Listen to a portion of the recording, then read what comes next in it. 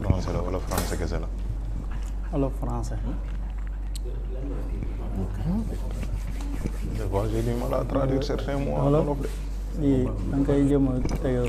parce que da ngeen di feeñ de maanaam yéen ñi nekk ci ginnaaw da ngeen di feeñ de. amélioré ci wolof nan lañ koy waxee.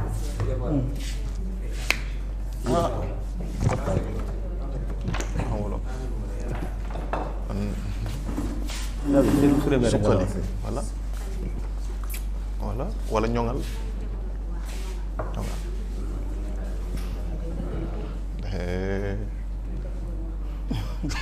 non grand bi lay tooñ nga ba tey léegi mu jeex mu ñëw rek. non ñu ngi may woo kër gi sax.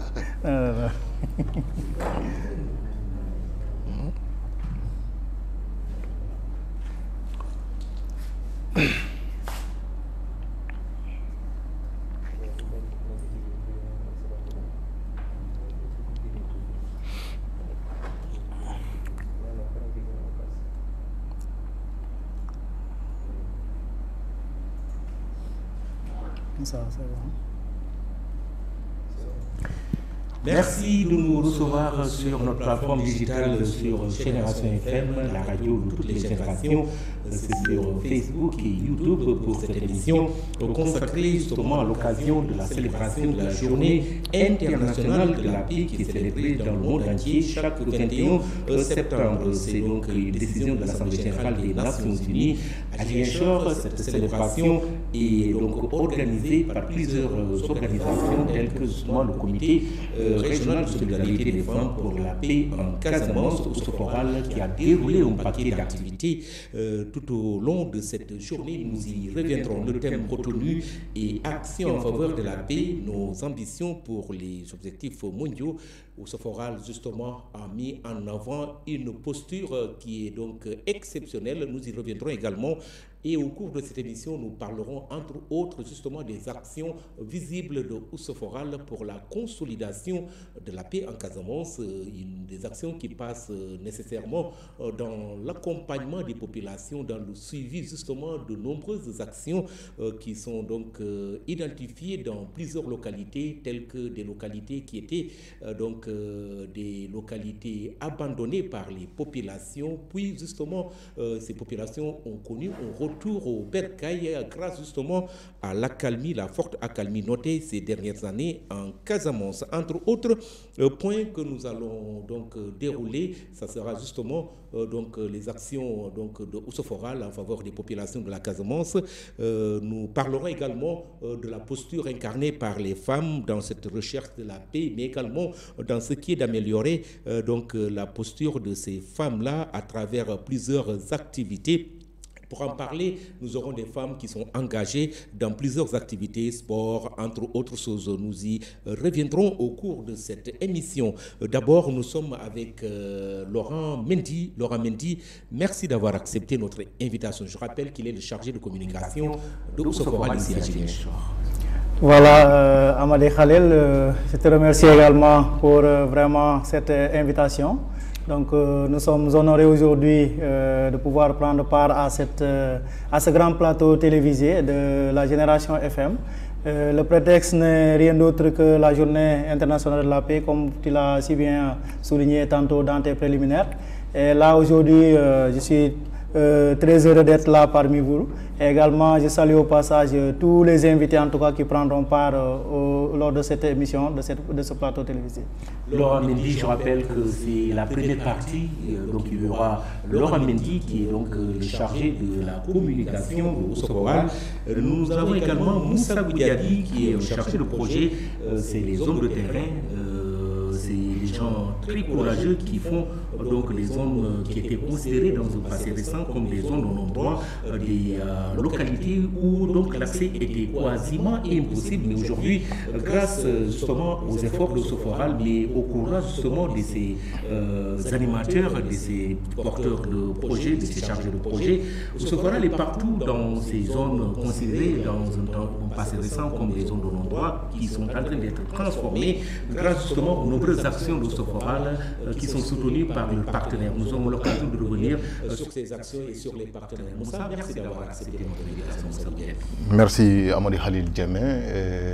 Je remercie cette initiative de la part de Soforal et de la Génération FM. Je profite de l'occasion pour aussi saluer les téléspectateurs ou les auditeurs de la Génération FM et dire merci à la Génération FM par rapport à l'initiative, surtout pour marquer la Journée internationale de la paix. Génération FM, Soforal, c'est un partenariat gagnant-gagnant qui va aller crescendo. On souhaite vivement. L'année 2023 a marqué également le 75e anniversaire de la Déclaration universelle des droits de l'homme et de la Convention pour la prévention et la répression du crime de génocide de la Journée internationale de la paix. Encourage tous les jeunes à être ambitieux dans leur engagement et donc les actions également de Soforal vont dans le même sens. Soforal est une organisation à but non lucratif implantée à Ziguinchor en Casamance au Sénégal. Il a dès sa naissance orienté ses interventions ou son intervention dans les zones rurales. Pour en parler, nous allons remettre la parole à Laurent Mendy. Ils vont nous revenir, nous faire la genèse un peu de Soforal et puis cette montée en puissance de cette organisation qui est donc une organisation mise en place par des femmes très courageuses. Laurent Mendy. Ok, merci beaucoup Khalil encore pour cette question. En tout cas, pour en dire un peu plus sur Soforal, Soforal c'est une organisation qui a été créée depuis 1999 par des femmes qui, à un moment donné de leur vie, ont senti un peu la situation qui prévalait en son temps ici en Casamance et se sont dit qu'il fallait vraiment s'organiser pour voir comment travailler à soulager, à aider leurs sœurs vraiment qui étaient dans des difficultés pour vraiment les soulager. Et depuis lors, où Soforal, quand il s'est engagé, ça fait maintenant plus de 2 décennies que nous travaillons sur le terrain. En tout cas, nous avons, par rapport à notre principal domaine de compétence, en tout cas, c'est la construction de la paix. Et quand il parle de construction de la paix, c'est tout un ensemble. Parce que depuis sa création, Soforal s'efforce en tout cas à accompagner les populations, surtout déplacées, pour le retour, mais également à travailler de sorte que ces populations retournées, une fois sur place, sur le terrain, puissent vraiment être dans de bonnes conditions et avoir des commodités pour mieux vivre leur retour. Parce que ce n'est toujours pas évident que de quitter chez soi pendant plus de 30 ans parfois et revenir d'un seul coup et pouvoir vraiment trouver les meilleures conditions de vie. Et c'est dans cette logique-là vraiment que Soforal, dans le cadre d'un de ses axes prioritaires, notamment l'axe que l'on appelle au niveau du Soforal, le renforcement des potentiels de paix, que nous travaillons vraiment à accompagner ces populations. Et je pense que mon collègue Moussa va revenir concrètement sur les différentes actions qui sont menées sur le terrain. Mais en tout cas, pour Soforal, nous sommes sûrs et nous sommes convaincus que les actions que nous menons, les actions que nous dirigeons à l'endroit de ces populations-là, sont des actions vraiment très ponctuelles, très pertinentes et qui permettent à ces populations vraiment de se soulager et de pouvoir vraiment vivre dans les meilleures conditions dans leur localité de retour. Laurent Mendy, faut-il rappeler que Soforal, justement, le contexte de sa création, c'est justement pendant les années de crise, dans cette crise en Casamance, que des femmes courageuses ont pris une décision courageuse, il faut le dire et m'excuser de la répétition, donc pour créer et lancer justement ce mot qui est fort, Soforal, qu'il faut traduire en français, qu'il faut traduire dans les autres dialectes, mais en Diola, c'est un mot très fort qui appelle justement à la solidarité, à l'union, à l'entraide, à la fraternité, entre autres. Et ces actions sur le terrain prennent justement les contours de ces vertus. Voilà, tout à fait. En fait, si vous regardez bien le vrai nom de Soforal, en fait, c'est à la limite le diminutif qui veut dire unissons-nous. Mais en fait, la structure s'appelle le Comité régional de solidarité des femmes pour la paix en Casamance. Donc, la question de la paix a été vraiment le moteur de l'action ou bien de l'engagement de ces femmes au sein du processus de paix en Casamance. Et ce qui fait que du coup, avec leur engagement, elles ont senti vraiment le besoin de s'unir avec d'autres femmes, en tout cas de la localité, de la région et de la Casamance de façon générale, pour ensemble agir, porter la voix des femmes pour vraiment l'avènement de cette paix définitive en Casamance. Mais comme je l'ai dit tantôt, l'action ne s'est pas seulement limitée dans un engagement à la limite, je dirais, de parole tout simplement, mais c'est concrètement sur le terrain avec des actions qui sont menées pour aider vraiment ces populations-là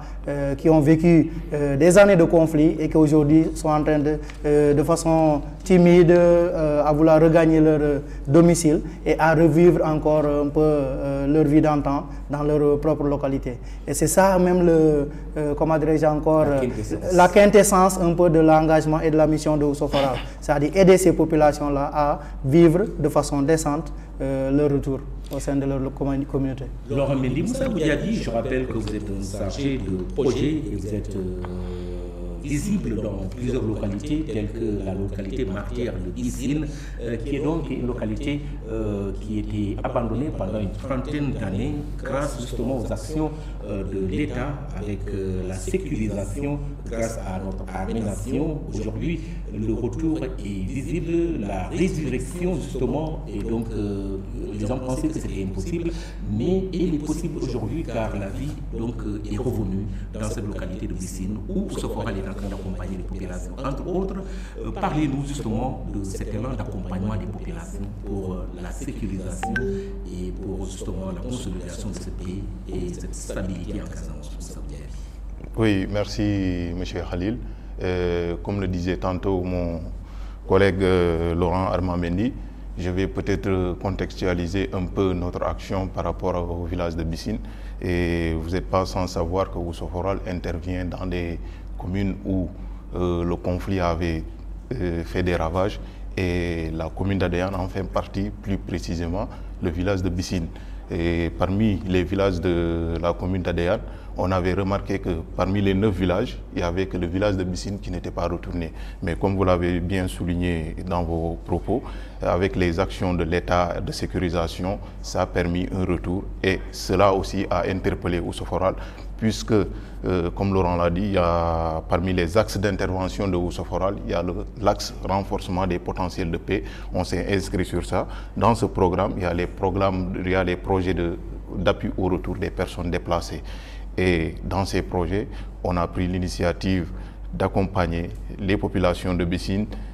dans la commune d'Adéane, puisque c'est le seul village qui n'était pas retourné. Et dans ces actions que nous menons à Bissine, il y a d'abord le renforcement des potentiels de paix, comme je l'ai dit, mais aussi plus précisément, je dirais, il y a l'amélioration des conditions de vie et de logement des populations déplacées. Ça, c'est un premier point. En plus de cela, il y a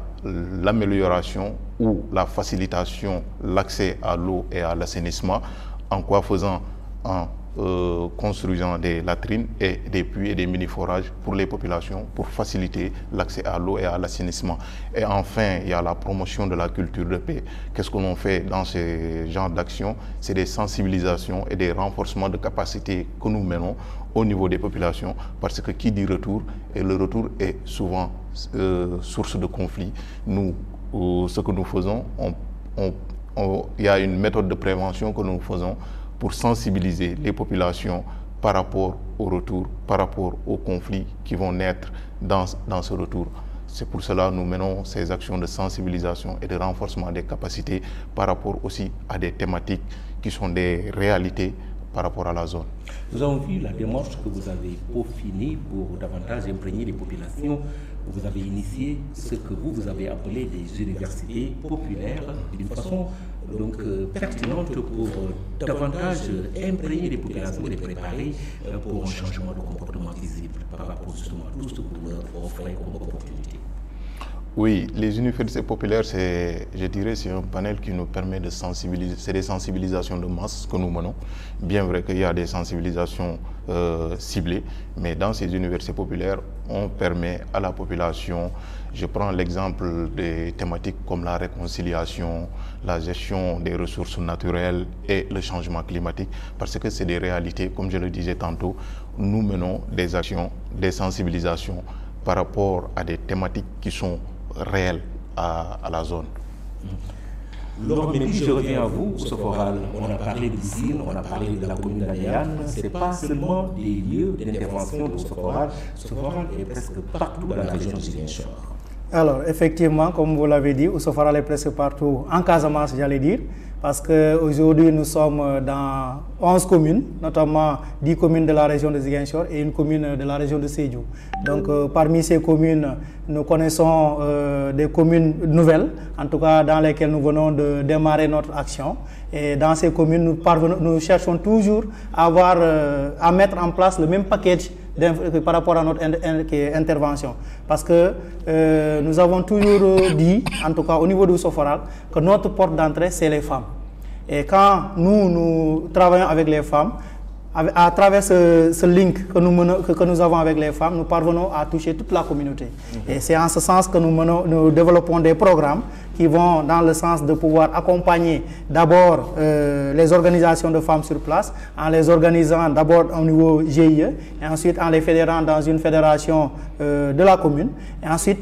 il y a maintenant des actions, comme Moussa l'a dit tout à l'heure, qui vont dans le sens du renforcement des potentiels de paix, qui souvent s'inscrivent dans les projets, ce qu'on appelle les projets de retour. Donc, au Soforal, vraiment, c'est le maillage, encore une fois, de toute la Casamance. Parce que nous disons qu'aujourd'hui, la question du conflit casamancé a interpellé tout le monde. Aujourd'hui, nous ne pouvons pas se lever et dire que, par exemple, nous allons choisir une seule zone ou bien rester dans un seul coin pour intervenir. Si on se rend compte, par exemple, que le besoin est là, nous travaillons avec des partenaires qui nous accompagnent pour pouvoir vraiment répondre à ce besoin de ces populations-là. Et pour nous aujourd'hui, il est bon de pouvoir travailler sur toute la Casamance. Mais à l'heure actuelle où nous vous parlons, nous sommes actuellement dans 11 communes de la Casamance, en tout cas de façon globale. Comme je le disais, 10 de la région de Ziguinchor et une commune de la région de Sédhiou. Et vous intervenez également pour stopper, en tout cas, l'élan redoutable qui est justement la propagation des violences basées sur le genre Soforal, juste sa partition justement pour régler ce problème qui est un problème de violence. Tout à fait. Parce que comme tout à l'heure nous le disions, aujourd'hui c'était le prétexte un peu de la Journée internationale de la paix qui nous a poussé un peu de parler davantage sur l'axe du renforcement des potentiels de paix, mais tout en sachant que Soforal n'est pas dans ce seul axe. Nous avons 3 axes d'intervention, dont le renforcement des potentiels de paix, mais il y a 2 autres axes aussi qui sont à la limite, qui vont ensemble, qui vont de pair avec vraiment l'axe du renforcement des potentiels de paix, notamment l'axe de l'autonomisation des femmes et l'autre axe qui est l'axe du développement durable. Dans chacun de ces axes, il y a tout un tas de programmes qui sont développés, donc pour pouvoir vraiment répondre en tout cas aux besoins des populations sur le terrain. Donc c'est ce qui fait que, comme tu l'as dit tout à l'heure, dans l'axe de l'autonomisation des femmes, encore une fois, les femmes constituant notre principale cible, notre cible prioritaire, ce qui fait que du coup, tout ce qui concerne les femmes, toute action qui va à l'endroit des femmes, Soforal est toujours dans cette direction-là. Aujourd'hui, nous avons un programme qu'on a appelé un programme de lutte contre les violences basées sur le genre, avec plusieurs projets dans ce sens-là. Et aujourd'hui, nous avons vraiment déroulé depuis plus de 3-4 ans maintenant que nous sommes dans ce domaine. Et nous voyons vraiment les résultats au niveau de la zone rurale, parce que c'est une thématique à la limite qui était un peu à la limite, j'allais dire, tabou. Tout à l'heure, certainement mes collègues reviendront là-dessus. Mais aujourd'hui, avec cette intervention, avec cet engagement de Soforal aux côtés des populations pour parler, pour extérioriser vraiment ce problème, donc ça a permis aujourd'hui de pouvoir vraiment mailler toute la zone, mais également de pouvoir régler beaucoup de questions sur cet aspect des violences basées sur le genre. Moussa, la question également de la résilience fait partie des actions phares de Soforal en faveur des populations. Nous avons vu que Soforal est en train d'installer des aires ou bien des plantations, si je peux m'exprimer ainsi, ou bien des périmètres maraîchers, c'est le mot que je cherchais, voilà, en faveur des femmes des localités qui sont en train de connaître un retour justement par rapport à cette accalmie. Soforal ne s'est pas limité à accompagner dans l'habitation, mais à offrir des opportunités justement de survie à ces populations. Oui, il y a un proverbe de Soforal qui dit que la paix a besoin de nourriture. Cela justifie parfaitement ce que vous venez de dire, parce que qui dit retour, il y a d'abord les conditions de vie. je l'avais parlé tantôt. Et parmi ces conditions de vie, au-delà des logements et des maisons, il y a aussi les espaces, les périmètres maraîchers que nous mettons en place pour permettre à ces populations de s'activer dans des activités génératrices de revenus, mais aussi de gérer aussi, d'une part, une autonomie, je dirais pas une autonomie, mais autosuffisance alimentaire. Au-delà de l'activité économique, il y a aussi cela, cause pour laquelle Ousoforal, dans ses interventions par rapport au retour, va au-delà des logements. Il y a l'aménagement des blocs maraîchers, comme on l'a fait dans le village de Binyaloum Baynou, on l'a fait dans le village de Guidel Bambadinka, dans le Boutoupa Kamarakunda, et dans le Niassia, il y a le village de Bakounum, Etafoun, Kourin et Djouma, tout ça. Et je dirais, dans un avenir proche, peut-être que nous le ferons aussi dans d'autres villages où nous intervenons. Donc vous avez entendu justement tous les efforts qui sont consentis par Ousoforal. Je rappelle que vous suivez cette émission sur Génération FM. C'est le prétexte, c'est la célébration de la journée internationale de la paix. mbokk yi di leen nuyu ku nekk si turam ak santam di leen fàttali ñu ngi fii si seen rajo Génération FM émission bi nga xam ne dañ ko def si locaux yu ECAFI fële si Kenya si bureau ou siège Ousoforal mooy comité régional de solidarité des femmes de la paix en Casamance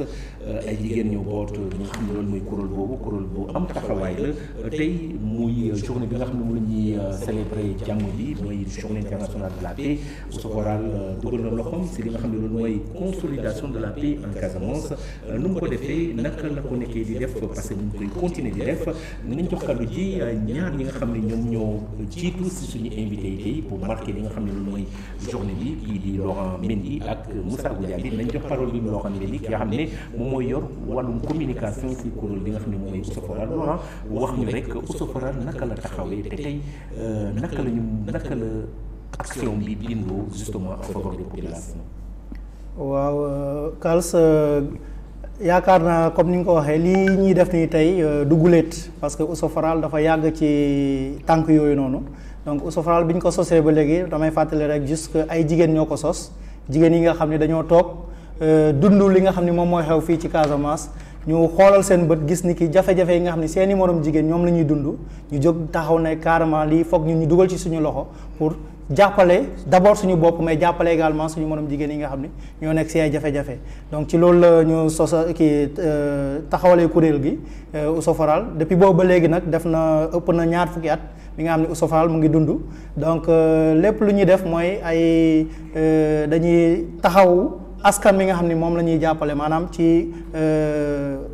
dëkk yi nga xam ni ci gox-goxaan yi nga xam ni foofu la ñuy dem intervenir comme ni ñu ko waxee ci nasaraan donc suñu action yi nag ñu ngi ko jagleel askan mi nga xam ni ñoom ñoo nekk ci zone yooyu noonu surtout rawatina jigéen ñi donc Ousoforal nag bi mu tàmbalee ba léegi nag at bu jot bés bu mel ni bii nii day bi nga xam ne bés bi nga xam ne mbootaay xeet moo ko jagleel lépp luy dox jàmm ci àdduna bi donc bés bu at bu jot du moins Ousoforal également day xool nu muy dugalee loxoom ci bés boobu noonu looloo waral tey nag ñun tam aussi bëggu ñoo des ginnaaw ñu jóg naan faaw ñu am lu ñu nga xam ne dañ koy wane ci bés bi nii également bés bi daf ñu ñor voilà donc képp ku waxu doxu jàmm Ousoforal moom yàgg na ci loolu te tey jii nii mu ngi koy wane ci li nga xam ne moom mooy ay jëf yi nga xam ne moom lay jëf ci le terrain donc yaakaar naa sama naataangoo Moussa mën na ci dellusiwaat pour wax nañ exactement Ousoforal bi mu sosoo ba léegi li mu yàgg def ci sur le terrain di ko jàppale askan wi. xam naa Moussa waxu olof gënalu ko. te Moussa di nga góorgóorlu. waaw wax ñu tey nu mu fa bindoo Ousoforal depuis bu mu taxawee yan action la nekk déroulé pour rek jàppale dimbali gunge ñi nga xam ne ñuy population yi. waa Khalil may dellu si at encore ci kàllaame Kocc comme niñ koy waxee di nuyu auditeur Génération FM di nuyu samay mbokk naataangoo yi fi nekk ak invité yi action Ousoforal bi balaa ma ciy ñëw peut-être dama koy xaw a contextualiser Ousoforal comme nu ko sama naataangoo waxee dafa doon kuréel bi nga xamante ne day yëngu ci doxum jàmm ci biir Casamance te def na léegi plus de 20 ans ñi ngi ci te boo xoolee suñuy intervention nu mu bindoo dafa nekk intervention yi nga xamante ne dañ koy def ci communes yi nga xamante ne sonnoon nañu torop par rapport ak conflit bi nii. te su ma jëlee benn exemple jamono ji fu ñu nekk mooy commune Adéane.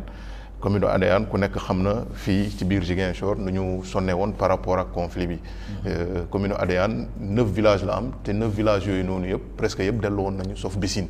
Bissine mooy village bi nga xamante ne tey ñi ngi foofu di accompagner nit ñi nga xamante ne dañuy bëgg a dellu ay dawlaxu dañu bëgg a dellu seeni dëkk ci accompagnement boobu noonu ñun lu ñuy mettre en avant bu ci njëkk mooy daal di ñoŋal seen i dundin ak seen i dëkkuwaay dafa am solo parce que bu ñu nee retour loolu mënul ñàkk ci ay dawlaxu ñi nga xamante ne dañuy bëgg a dellu seen i dëkk bu weesoo loolu tamit dinañ leen jàppale yombal leen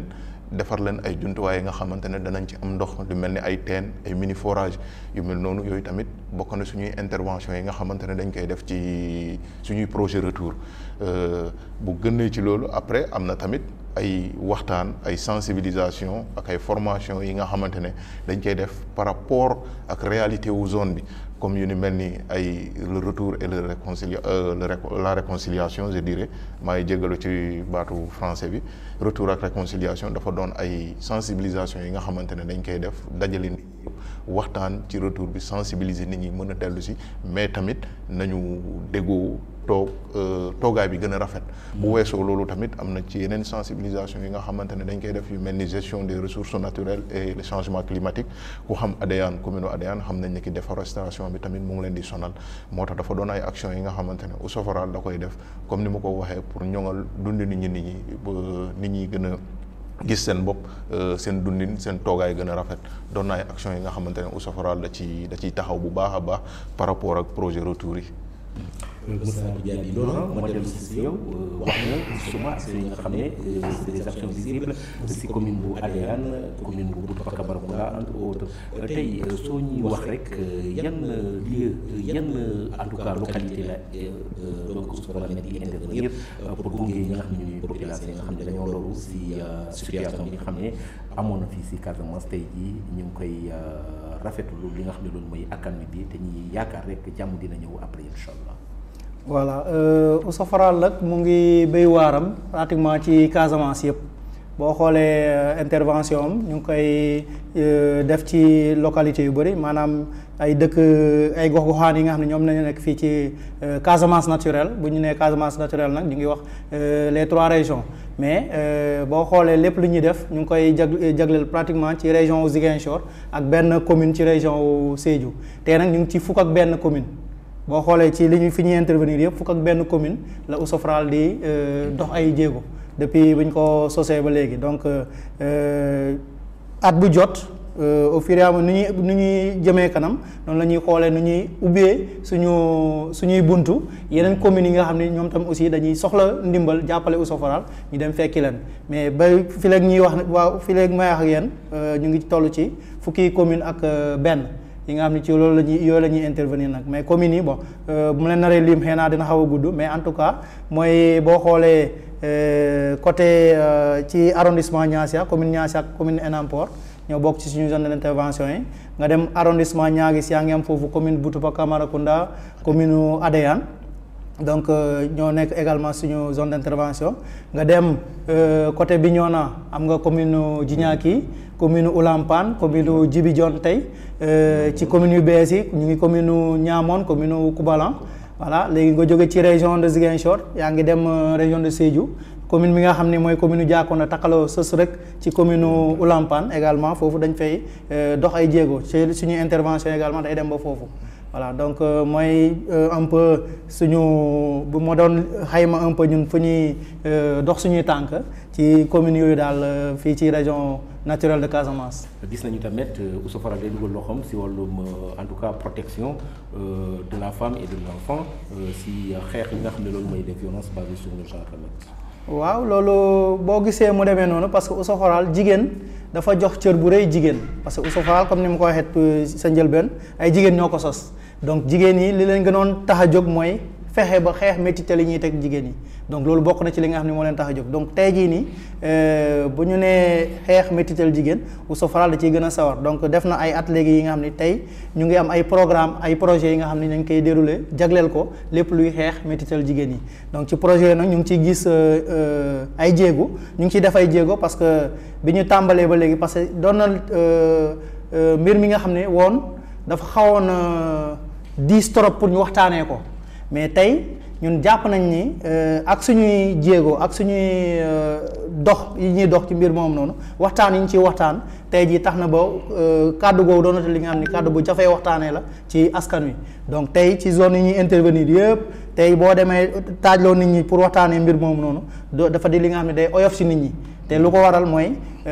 waxtaan bi nga xam ne moom la ñu lal entre population yi di leen andil ay ñi nga xam ne ñoom seen xam-xam màcc na ci mbir moom noonu ci wàllu yoon ci wàllum wér-gu-yaram également ñooñu di leen boole ak li ñooñu ñu ay borom xam-xam yooyu noonu ñu weccoo xalaat ak ñoom di leen gën a encouragé di leen gën a xamal yoon bi donc loolu tax na ba tey population bi ñoom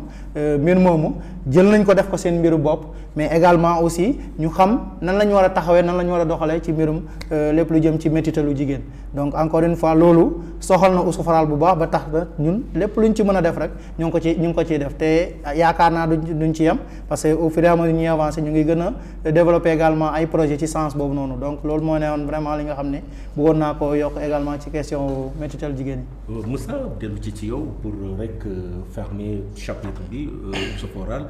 mi ngi dugal loxoom si li nga xam ne loolu mooy jàppale surtout population yi nga xam ne ñoom ñoo nekk di dellu ñi leen di gunge si li nga xam ne loolu mooy résilience ñi leen di defal ay périmètre maraîcher jàppale leen mën nga àddu ci justement posture boobu la.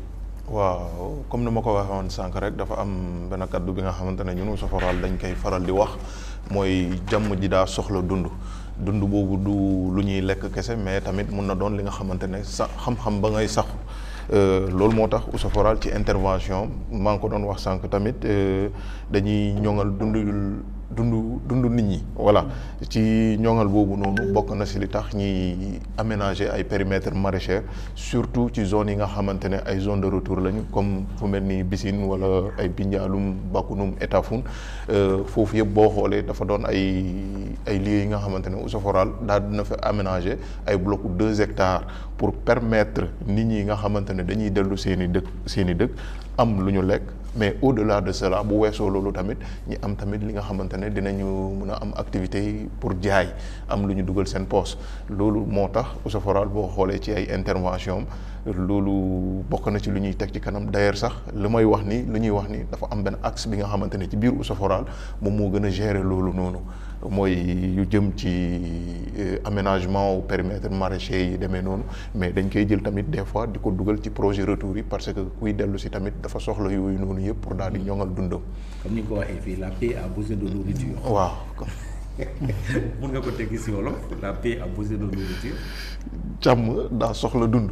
jàmm daa soxla noonu la si sama trop. mbokk yi donc loolu la woon première pàcc bi nga xam ne moom lañ leen jagleel si émission bi dañuy dem si ñaareel pàcc bi si première pàcc bi wax nañu si li nga xam ne loolu mooy liggéey gunge bu Oustour Fall yi defal population yi nga xam ne ñoom ñoo dawoon làkku ji te tey ñu ngi dellu seen dëkk dinañu libéré kooku di Laurent Mendy ak Moussa Goudiaby di leen jaajëfal di xaaranti ñi nga xam ne ñoom ñooy ñëw wutu ñooñu newoon fii si plateau bi ñu leen di wutu donc si plateau bi dina mel ni donc ki nga xam ne moom mooy madame Dior Gningue directrice de l'espace de capacitation et de l'accompagnement également ici ak li nga xam ne moom mooy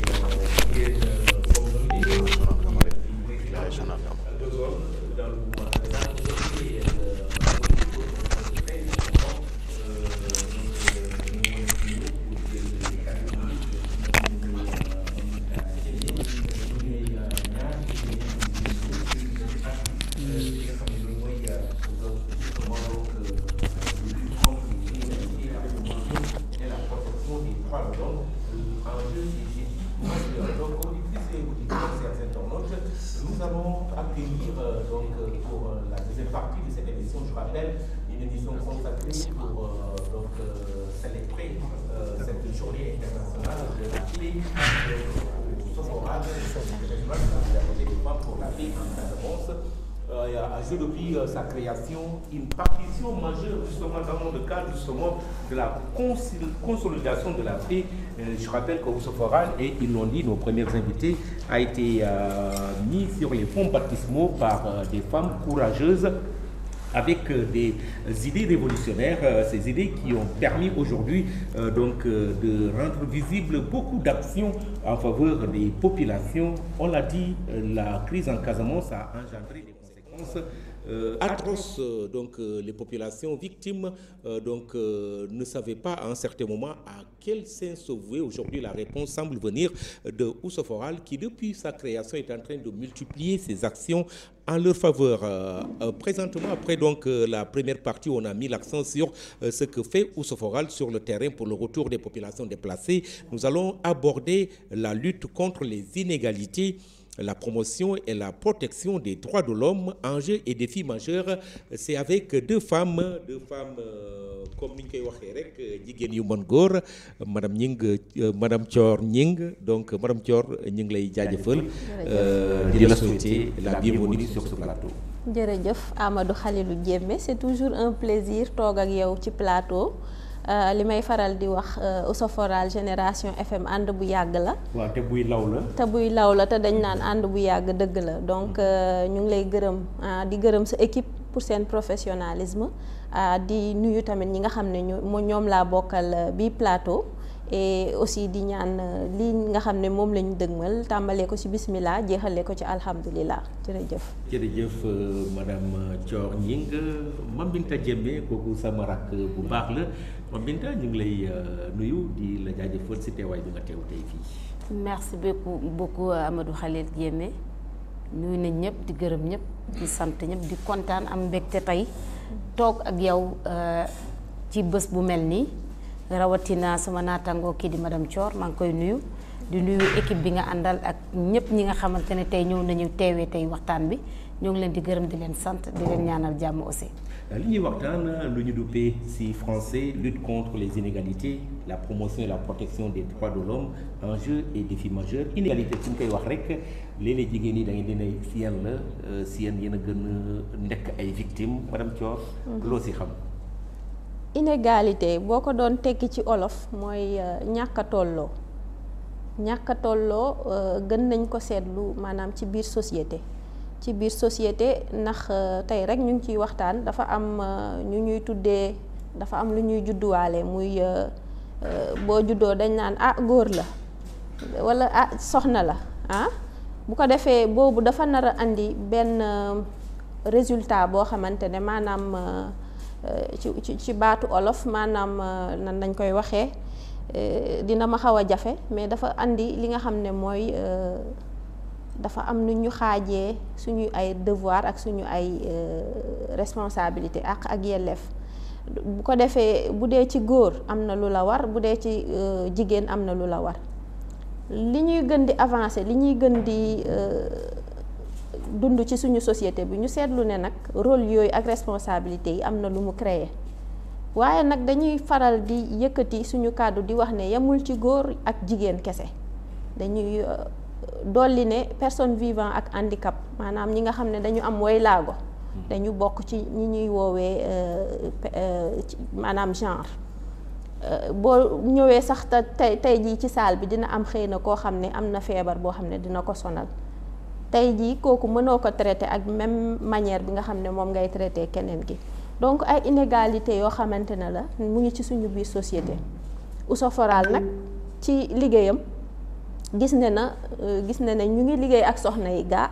ñu ngi leen di jéem a suqali waaye am na lu des soxna yi gaa am nañ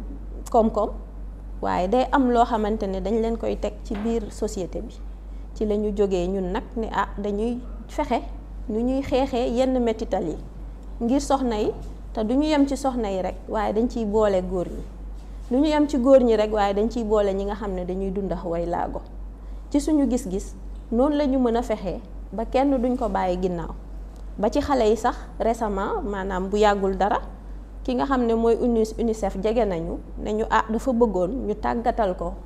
ay maanaam ñoo xam ne dañ leen déglu ci biir askan wi ngir ñu tàggat leen ba nga xam ne dinañ mën a waxtaan ak yelleefu xale yi.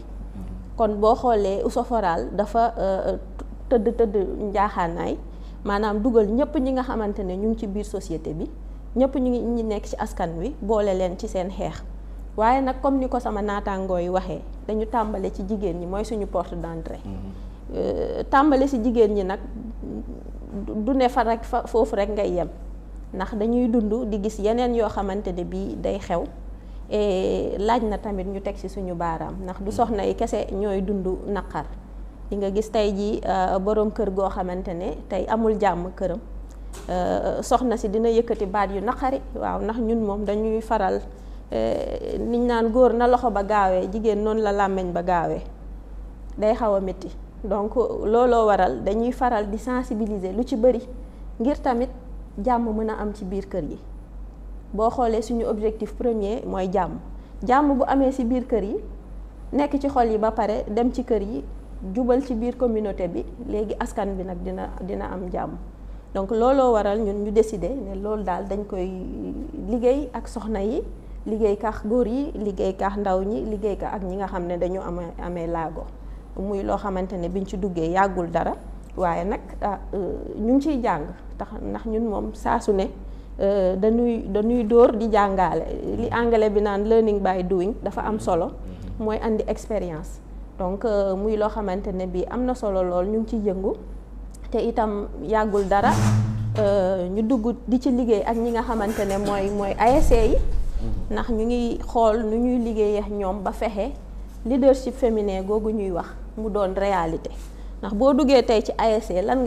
ngay seetlu soxna yi lu ñuy def bale fobeere woy fecc supporter defar jus fóot mayo loolu la ñu bëgg nag ne leen soxna yi fu mu toll nii war ngeen mën a am yéen rôle bu ngeen di jouer ndaxte góor baax na jigéen baax na te looloo waral ñu lëkkaloo ak yenn association sportive culturelle et économique dama ciy dellu ndax léegi yamatul ci culturel rek mais économique bi tamit dafa am solo muy loo xamante ne bi tàmbali nañ ko ñu ngi ñaan aussi sama naataangoo bi ma toogal xam naa dina ci gën a xuus mu mën a porter li ñu naan ay fruits wala maanaam mu joxe mujjantal bu baax daal jërëjëf Amadou Khalil. madame Thior ñi nga ñu ngi lay jaajëfal nañ dallu ci yow déglu nañu madame Thior wax na ci li nga xam ne loolu mooy violence verbale wax na ci violence physique wax na ci donc égalité entre les sexes loolu yëpp yëkkati na ko ci kàdduwam mu daal di ci addu ci wàllum mouvement associatif ñu gis ni góor yi toujours ñuy dominer jigéen ñi te lu ñuy defee mouvement bi mel gis ni c'est pas favorable justement des fois à la présence même d'une femme yow ñu tàggat la ñu ràññee la justement ci jiite ASC tey ngay jiite zone mu doon donc monter en puissance bi nga xam ne dafa jaaxal ñu bëri naka la jigéen ñi mu ne lii mu doon kenn tu es la première dans la région de Ziguinchor xaw ma feneen donc mu doon da ñuy wax sa secret quel a été justement le sens de ta lutte pour arriver à ton niveau wax ñu. en tout cas merci beaucoup dina nekk li nga xam ne dinaa ci sawar torop pour dellusiwaat je pense que tout d'abord ma nekk jigéen yor borom kër. dans un premier temps borom kër gi nekk sama ginnaaw moo ma dooleel yokkal ma fit pour mu mën a dem ñu jóge ci ma am ay góor yi nga xam ne nangu nañu ma jiite leen bu ñu nangoo ma jiite leen nag ñu mun maa pousse mun maa tette mais balaa loolu yëpp di am dafa fekk man ma engagé aussi am ciy jot lool pour mun ciy xuus mun ciy dem je pense que à chaque fois loolu mooy nekk sama discours su ma nekkee ci milieu associatif yi dama leen ne ni ngeen amee xel noonu la ñu amee xel loo leen mun a jiite lu ne mun nañ ko jiite parce que boo gisee góor yi di dem je pense que comme madame Thior nu mu ko waxee fii ñun jigéen ñi ñoo nekk seen ginnaaw di leen tàccul di leen wëyal pour ñoom ñu mun a am force mun a avancer ci li ñuy def bu ñu ne final jot na ñun la ñuy jël comme ay décor def ñu ay hôtesse ñu décorer la finale pour finale bi neex man à chaque fois dama leen di ne loolu dafa war a mun a dagg ci mouvement associatif yi nekk fii ay décor pour mouvement bi je pense que dafa war a dagg donc je pense que maa ngi gis ne mu ngi am amélioration bu baax a baax parce que bu ma gisee la zone 3 de l'ODEGAM gis naa femme bi nga xamante ne tey moom moo gérer lu ñuy ne finance zone boobu donc je pense que femme yaa ngi commencer comprendre man suma lutte bu ma nekkee présidente ASC ñu ne ma tu es la première présidente au niveau de Ziguinchor ma ne bëggoon naa ay yeneen présidente si la gis de l'autre côté ma sœur bi nga xamante ne moo géré woon la zone 3 moom tamit mu fippu ba gars yi mun koo tabb mu nekk présidente zone. Donc je pense que présidente ASC autant pour moi nit ñi buñ ko comprendre noonu ñu xam ne ñun jigéen ñi on a aussi am nañu ak ay yelleef yi nga xamante ne pour pouvoir diriger ces mouvements associatifs là parce que je pense que nawetaan bi comme nuñ koy waxee amul dara lu ko tënk lu dul ay jàngat mooy maanaam texte yu ñuy wax loolu rek moo ci nekk donc ñun ñi nga xamante ne jéem nañu jàng tuuti suñu jëlee ñu tàggat ñu ci texte yooyu mun nañu jiite li nga xamante ne mooy mouvement associatif yooyu. Parce que mouvement associatif dañ ne mouvement associatif culturel association économique et culturelle comme ni ko madame Thior waxee loolu yëpp ñu ngi ciy impliqué wu man bañuma folklore bi mais aussi ñu tàggat nit ñi ci nga xamante ne naka la ñuy def pour développer aussi mouvement associatif boobu te mu am solo li nga xamante ne lenn li nga xamante ne Oussofral dugal na ko ci biir mooy maanaam xale jigéen yi nga xamante ne dañu teel a abandonné classe yi ñu am ay grossesse précoce Oussofral nee na déete waaye du ma ci yem damay xool ci ASC yi jigéen yi nga xamante ne ñu ngi foofu naka la ñuy def pour tàggat leen pour ñu mën a wax ci mbooloo donc je pense que muy li nga xamante ne dama ko rafetlu torop di leen profito tey ci plateau bi pour féliciter leen pour encourager leen te ma wax ko madame Thior à chaque fois dinaa ci def sama kem kattan ba loolu mu mën a antu parce que man tey su ma gisee ay jigéen yi nga xamante ne dem nañu ba ñoom ñu mën a taxaw di wax ci mbooloo day nekk fierté si man te ñu juddoo ci mouvement associatif parce que comme ni ma koy waxee rek mouvement associatif école la bi nga xamante ne daf ñuy permettre ñun fu ñu nekkoon ñu mun a avancer def teg benn pas ci société bu ñuy dëkkal te aussi boo gisee yeneen jigéen yi Amadou Khalil yeneen jigéen yi du ñu nangu dem ci mouvement associatif bi parce que fi nga dëkk la localité bi nga dëkk la communauté bi nga dëkk la madame Thior wax na ko ci premier propos dafa ne soo juddoo rek ñu ne jigéen la am góor la xool nañu ci saa si fan lañ lay teg ku nekk am na tâche buñ la war a assigner ku nekk war nañ la wax jigéen bi lii ngay def góor gi lii ngay def jigéen gi fii ngay yem góor gi fii ngay def loolu moo nekk ci mouvement nawetaan yi boo nekkee ci yeneen milieu ba yeneen heures yi da ngay gis ne jigéen bi nga xamante ne da ngay nekk ci milieu góor yi ba yeneen heures yi mais nit ki yow yaa am maturité nga am excusez-moi ci français bi la tête sur les épaules pour pouvoir avancer nga mun a def li nga xamante ne loolu la góor gi l'essentiel yow soo ci demee xamal ne lii moo ma fa yóbbu fulla gi yow yaa koy utal sa bopp fayda gi yaa koy utal sa bopp ba pare nga persévérer dem je pense que ñi nekk sa ginnaaw dinañ xam ne kii du jigéen neen dañ ko war a mun a épauler te dinañ la si fekk si yow ci nga bëgg ci li ngay def man loolu mooy suma combat à chaque fois su ma ñëwee ci mouvement associatif damay gis ne je les ai dit damay wax góor yi ne nuñ leen mandaté au niveau de vos quartiers noonu lañ ma mandaté au niveau de mon quartier donc je suis venu dama ñëw fii pour me représenter dignement man sama quartier ñëw ma fii pour nekk fii du jouer à second rôle ou pas loolu moo tax ma am fit dem nekkoon naa section féminine nekk présidente section féminine nekkoon naa hôtesse pendant des années jóge fi ma gérer trésorerie d'une zone ku xamoon zone 1 du temps de l'ODCAV nga xam ne du zone bu ndaw zone bi nga xamante ne mu ngi regroupé woon ay 16 ASC ma géré seen trésorerie donc loolu ndaw donc fit la rek ak jom ak li nga xam ne ñi ma wër ñu may puus may dem loolu moo ko waraloo dem ba loolu gérer ASC lu toll ni ASC Kandialang bi nga xam ne c'est ASC bi nga xamante ne du tey la juddu du démb la juddu ñun dañ juddu fekk ko fi jiite ko pendant 2 mandats jóge si ma ne pourquoi pas duñu dem laaj zone bi comme ñëpp niñ koy defee laaj zone bi góor yu ma nekkal nangul ma ko jox ma zone bi ma koy diriger maa ngi sama 4e année cette année donc je pense que bëgg naa jigéen yëpp ku nekk ñëw ñun ñëpp nañu jàng kenn judduwul àndaale ASC mais da ngay juddu nga jàng ba nga mokkal lu ñuy def loolu laa amoon lu may yokk ci madame Thior lu ma doon wax. madame Thior déglu nañu kaddu bu am solo te mu wax ni Oussofral yemul rek taxaw seetaan mi ngi dugal loxoom pour taataan pour gunge ñi nga xam ne ñoom ñooy jigéen ñi si ASC yi wax na surtout ñi nga xam ne ñooy teel a ëmb léeg-léeg donc ignorance la mais tey jii liggéey bi ngeen nekk di def bokk na si li nga xam ne loolu mooy ñëw conforté te wax nga ko fii ni la paix commence d'abord dans la famille avant d'aller justement au niveau de la société wax ñu rek tey yan stratégie ngeen nekk di laal pour imprégner ngeen la ASC maximum d'ASC par rapport justement à cette posture madame Thior. jërëjëf Amadou Khalil question bi dama ci kontaan a tontu boo seetloo ñun ñi nga xam ne ñu ngi nekkoon fii ci bërëb bi yàgg nañoo liggéey ak ASC yi te li ñu njëkk a adressé comme problème mooy jàmm ji ci ASC yi. boo xoolee ñaari at ba ñetti at ci gannaaw ñu ngi initier li nga xam ne mooy communication non violente ak gestion non violente de conflit maanaam waxin boo xam ne di nga ko wax te doo gaañ keneen ki ak lu mu métti di nga ko wax te doo ko gaañ maanaam aussi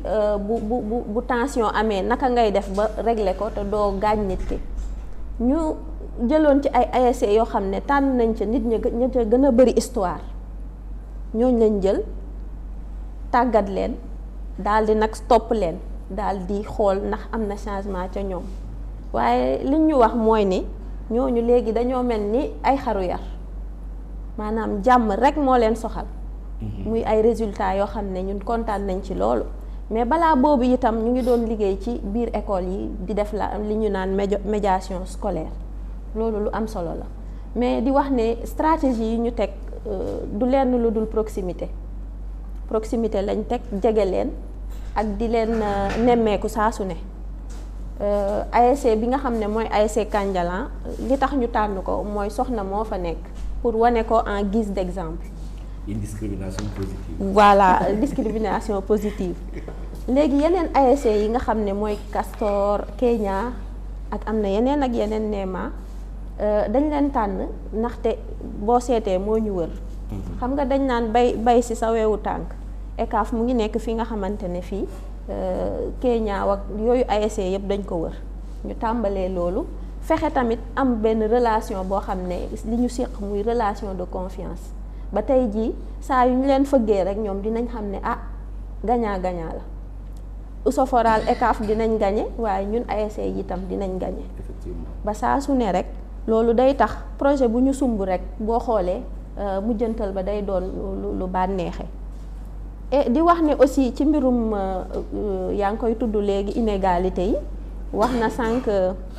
li ñuy wax prise de parole en public maanaam wax ci mbooloo te doo ragal man mii di wax ak yow de am na jamono joo xam ne su ma daan wax ci mbooloo damay lox ba kenn xamul lum nuru waaye di wax ne exercice la boo xam ne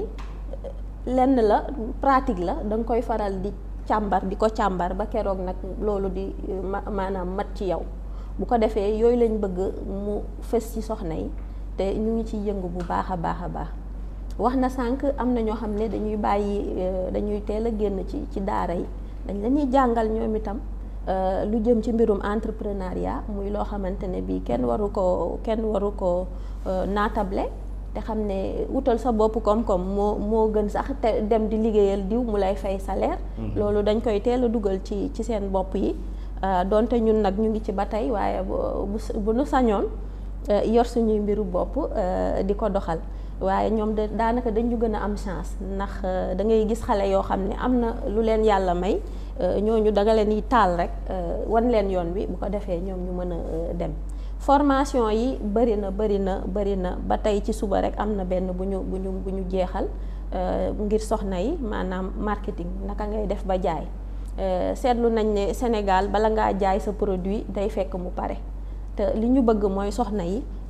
maanaam gis nañ koy jaay ba pare soog a defar boo xoolee sax njaay moomu mooy tax nga xam yow kan nga war a jaay marketing boobu mooy tax nga xam kan nga war a jaay mais aussi loolu ci cadre ASC yi la mais duñ fa yem dañuy liggéey ak ñi nga xam ne ñooy bàjjanu gox yi muy ay acteurs yoo xam ne ay acteurs de proximité la bàjjanu gox bàjjan liñ ko taamoo mooy magi baay wala rakki baay te bàjjan boo gis rek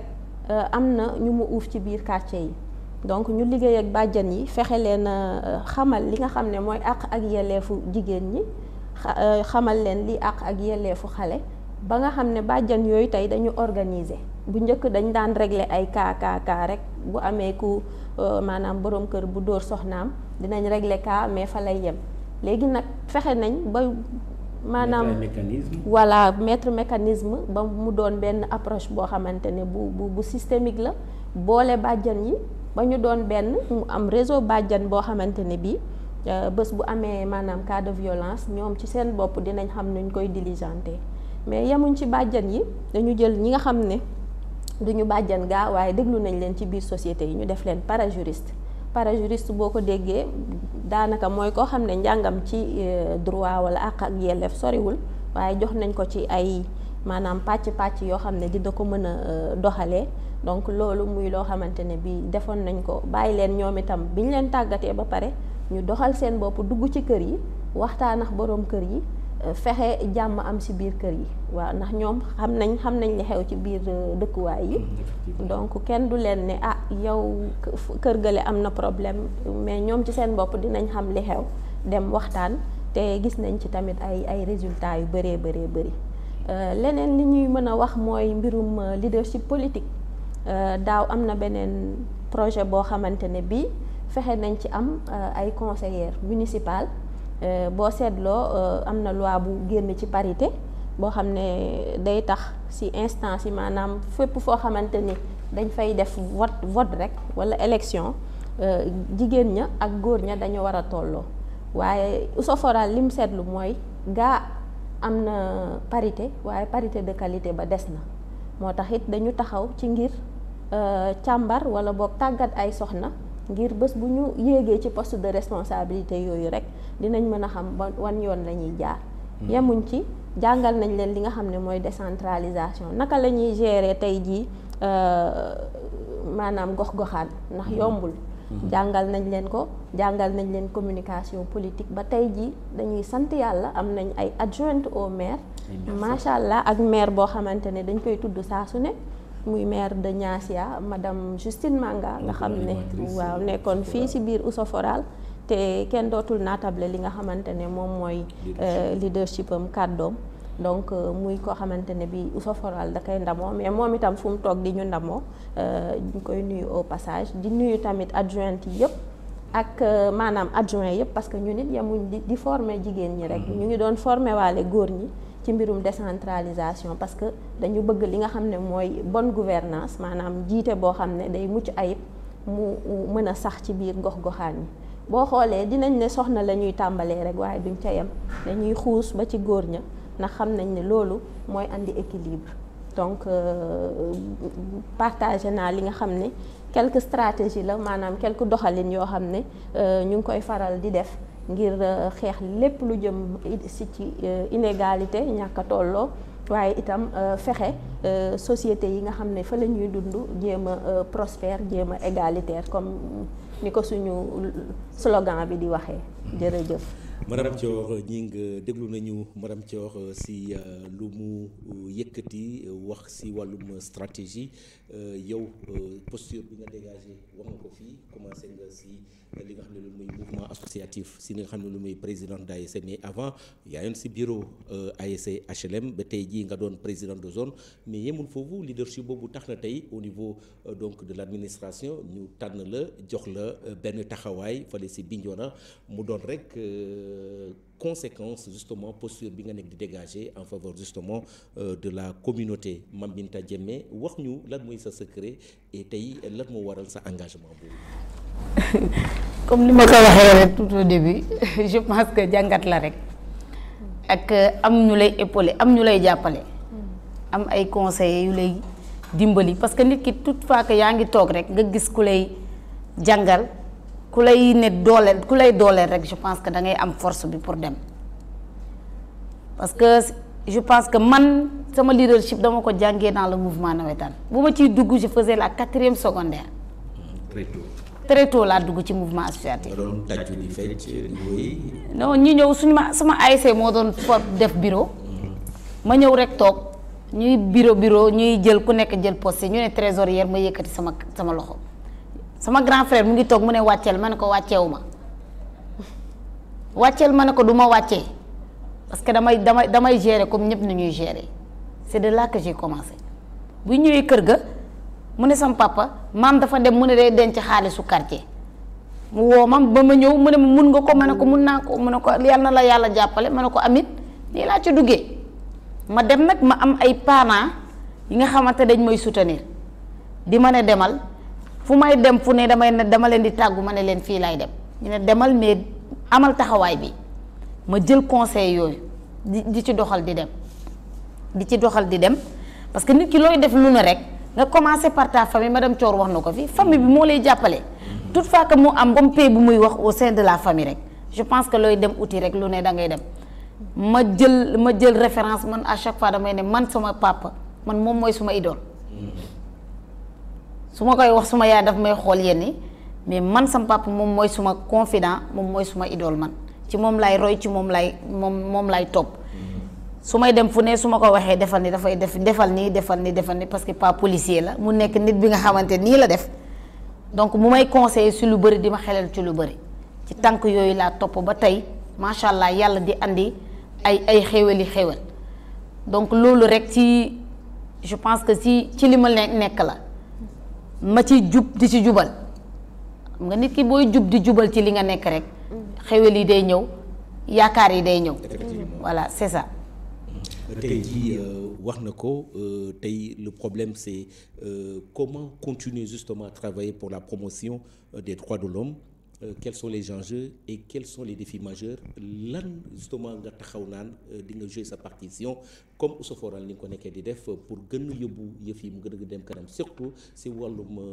taataan li nga xam ne ñoom ñooy jigéen ñi si association yi mais tamit si kër yi si quartier yi entre autres.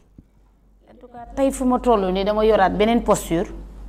ñu jël ma comme la départementale au niveau du ministère de la famille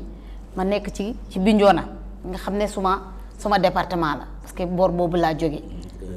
maa ngi jóge ci commune Suwel village bu ñu ne Batong fa laa dëkk donc tey suñ ma yóbbee dans le département de Bignona donc dañ ma yóbbu fi ma bokk ñu dénk ma li nga xam ne ci wàllum jigéen yi la ma am ci yaakaar trop ne dinaa ci def ay jéego parce que dañu gis ne jigéen yi wax dëgg yàlla dañuy def ay organisation mais de manière dispersée amul organisation bi nga xam ne organisation bu formelle la bu leen di permettre ba programme et projet bu ñëw mun leen fekk ci lu ñuy def mun leen jàppale donc je pense que tey suñu taxawaay regrouper jigéen yooyu la jox leen ay jumtukaay yi nga xamante ne lu leen di permettre ba suba ñu mun a nekk ci normes yi nga xamante ne yooyu la ñuy soxla jigéen yi mais suñu yemuñu ci jigéen yi parce que man bañ naa ko du may wax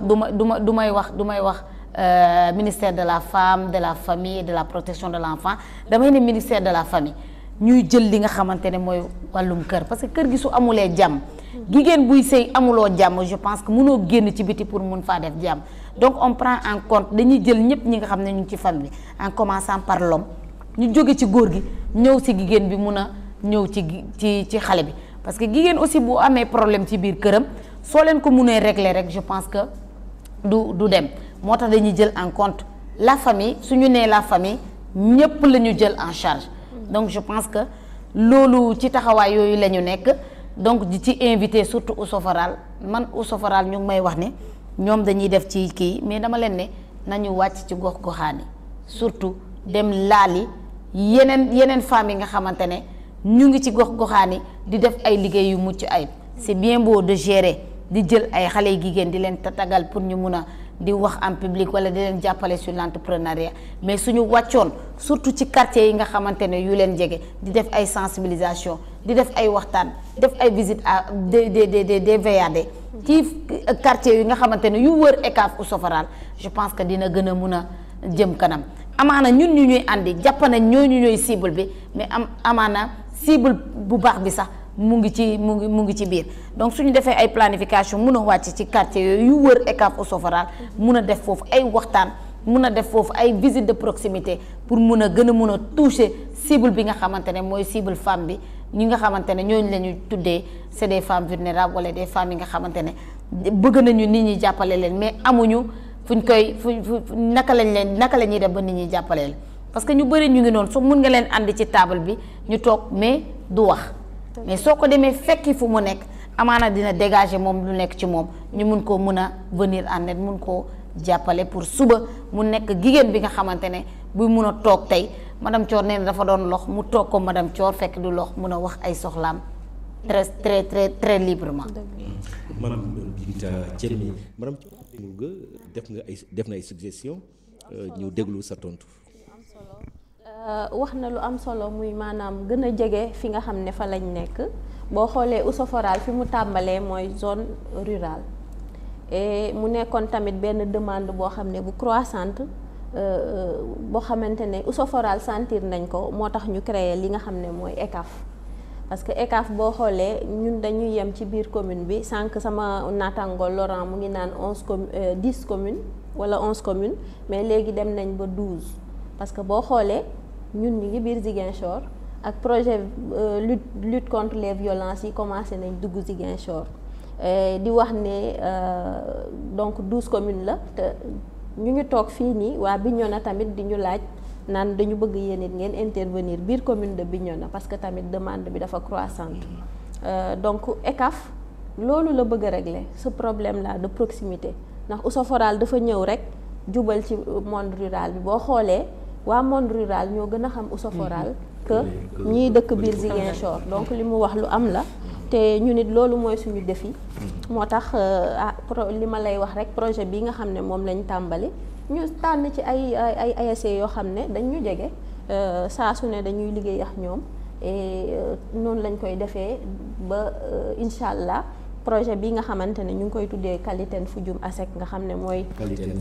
ASEC mooy dëgëral taxawaay jigéen tàmbali nañ ko 3 at la waaye dañu bëgg bu projet boobu baaxee dañ ko bëgg élargir ci quartier yu bëree bëri ñu ngi nekk li nga xam ne mooy phase test donc ñu ànd ci tamit ak suñu yeneen i naataangoo xam naa di ngeen leen dégg bu ci kanamee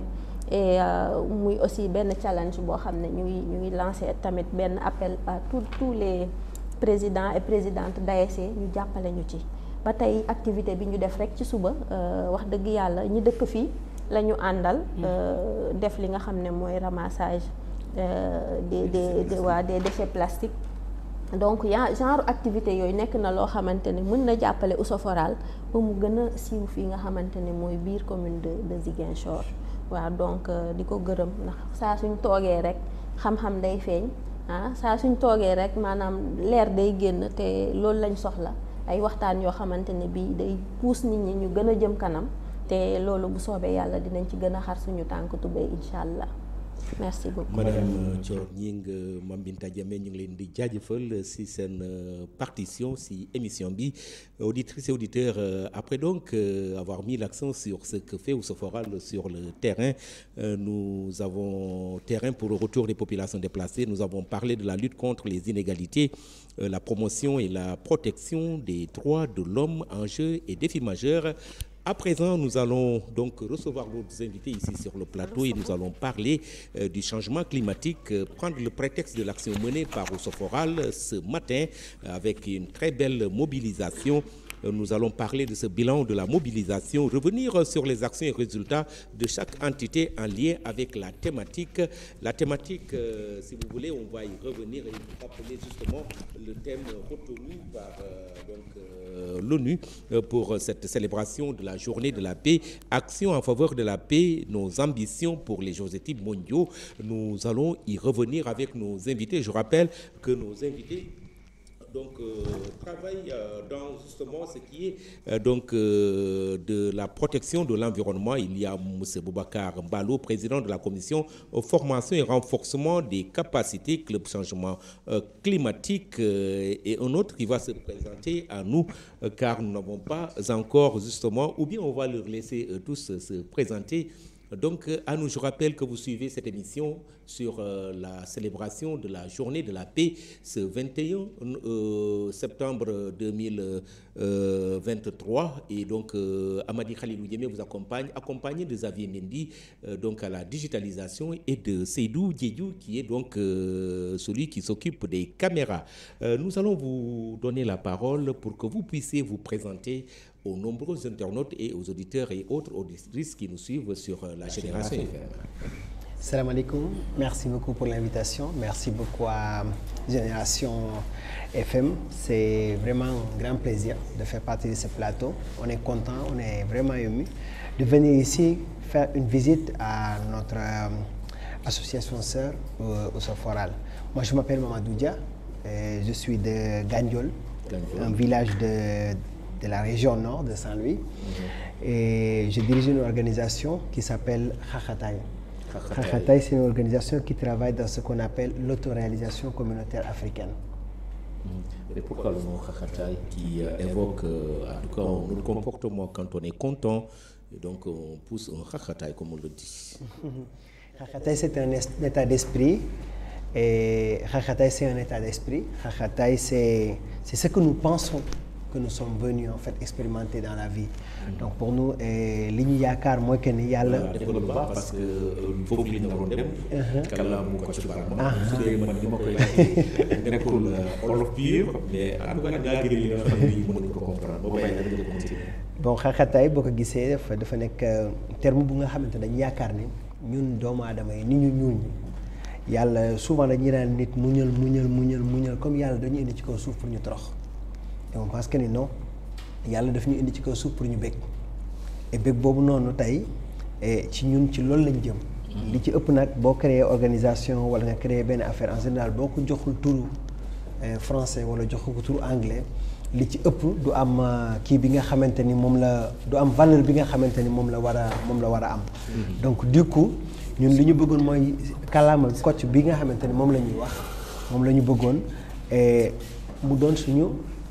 kàllaama bi nga xamante ni moom la ñuy waxante moom la ñuy communiquer donc Xaxataay doo expliquer kenn lan mooy Xaxataay doo ko expliquer kenn sénégalais boo wax Xaxataay xam na Xaxataay mooy lan et liggéey bi nga xamante ni moom la ñuy liggéey mooy jéem a fexe ba ci gox yi nga xamante ni fa la ñu nekk la fa nekk comme opportunité ñu daal di koy utiliser pour ñu nekk ca gox ba daal di ciy jëriñoo donc loolu mooy li nga xamante ni moom la ñuy liggéey tey moo ñu boolee ak suñu mbokk yi Mamadou Dia ñu jox kaddu ji ki nga xam ne moom tamit mi ngi fii si plateau bi ñu bàyyi la rek nga wax ñu yaay kan. voilà donc maa ngi nuyu ñëpp ci turam ak ci santam man maa ngi wuyoo ci turu Boubacar Mbalou nekk chargé de formation et de renforcement de capacité bu club changement climatique bu Ziguinchor en même temps diriger équipe bu technique boo xamante ne moom mooy toppatoo lépp lu jëm ci technicité ci wàllum reboisement ak wàllum sensibilisation bu club changement climatique bu Ziguinchor. te ñu gis seen lëkkaloo ak comité régional de solidarité des femmes pour la paix en Casamance Soforal ak ASC yi nga xam ne ñoo wër daanaka donc siège bi mooy ASC Castor ASC Kenya ASC Avenir de Kenya ASC yeneen ASC yi donc xam naa di ngeen si dellu si yéen yi nga xam ne miin ngeen ASC yooyu ngeen def lu jéggi dayoo lu am solo autant pour moi lu am solo mooy maanaam débarrasser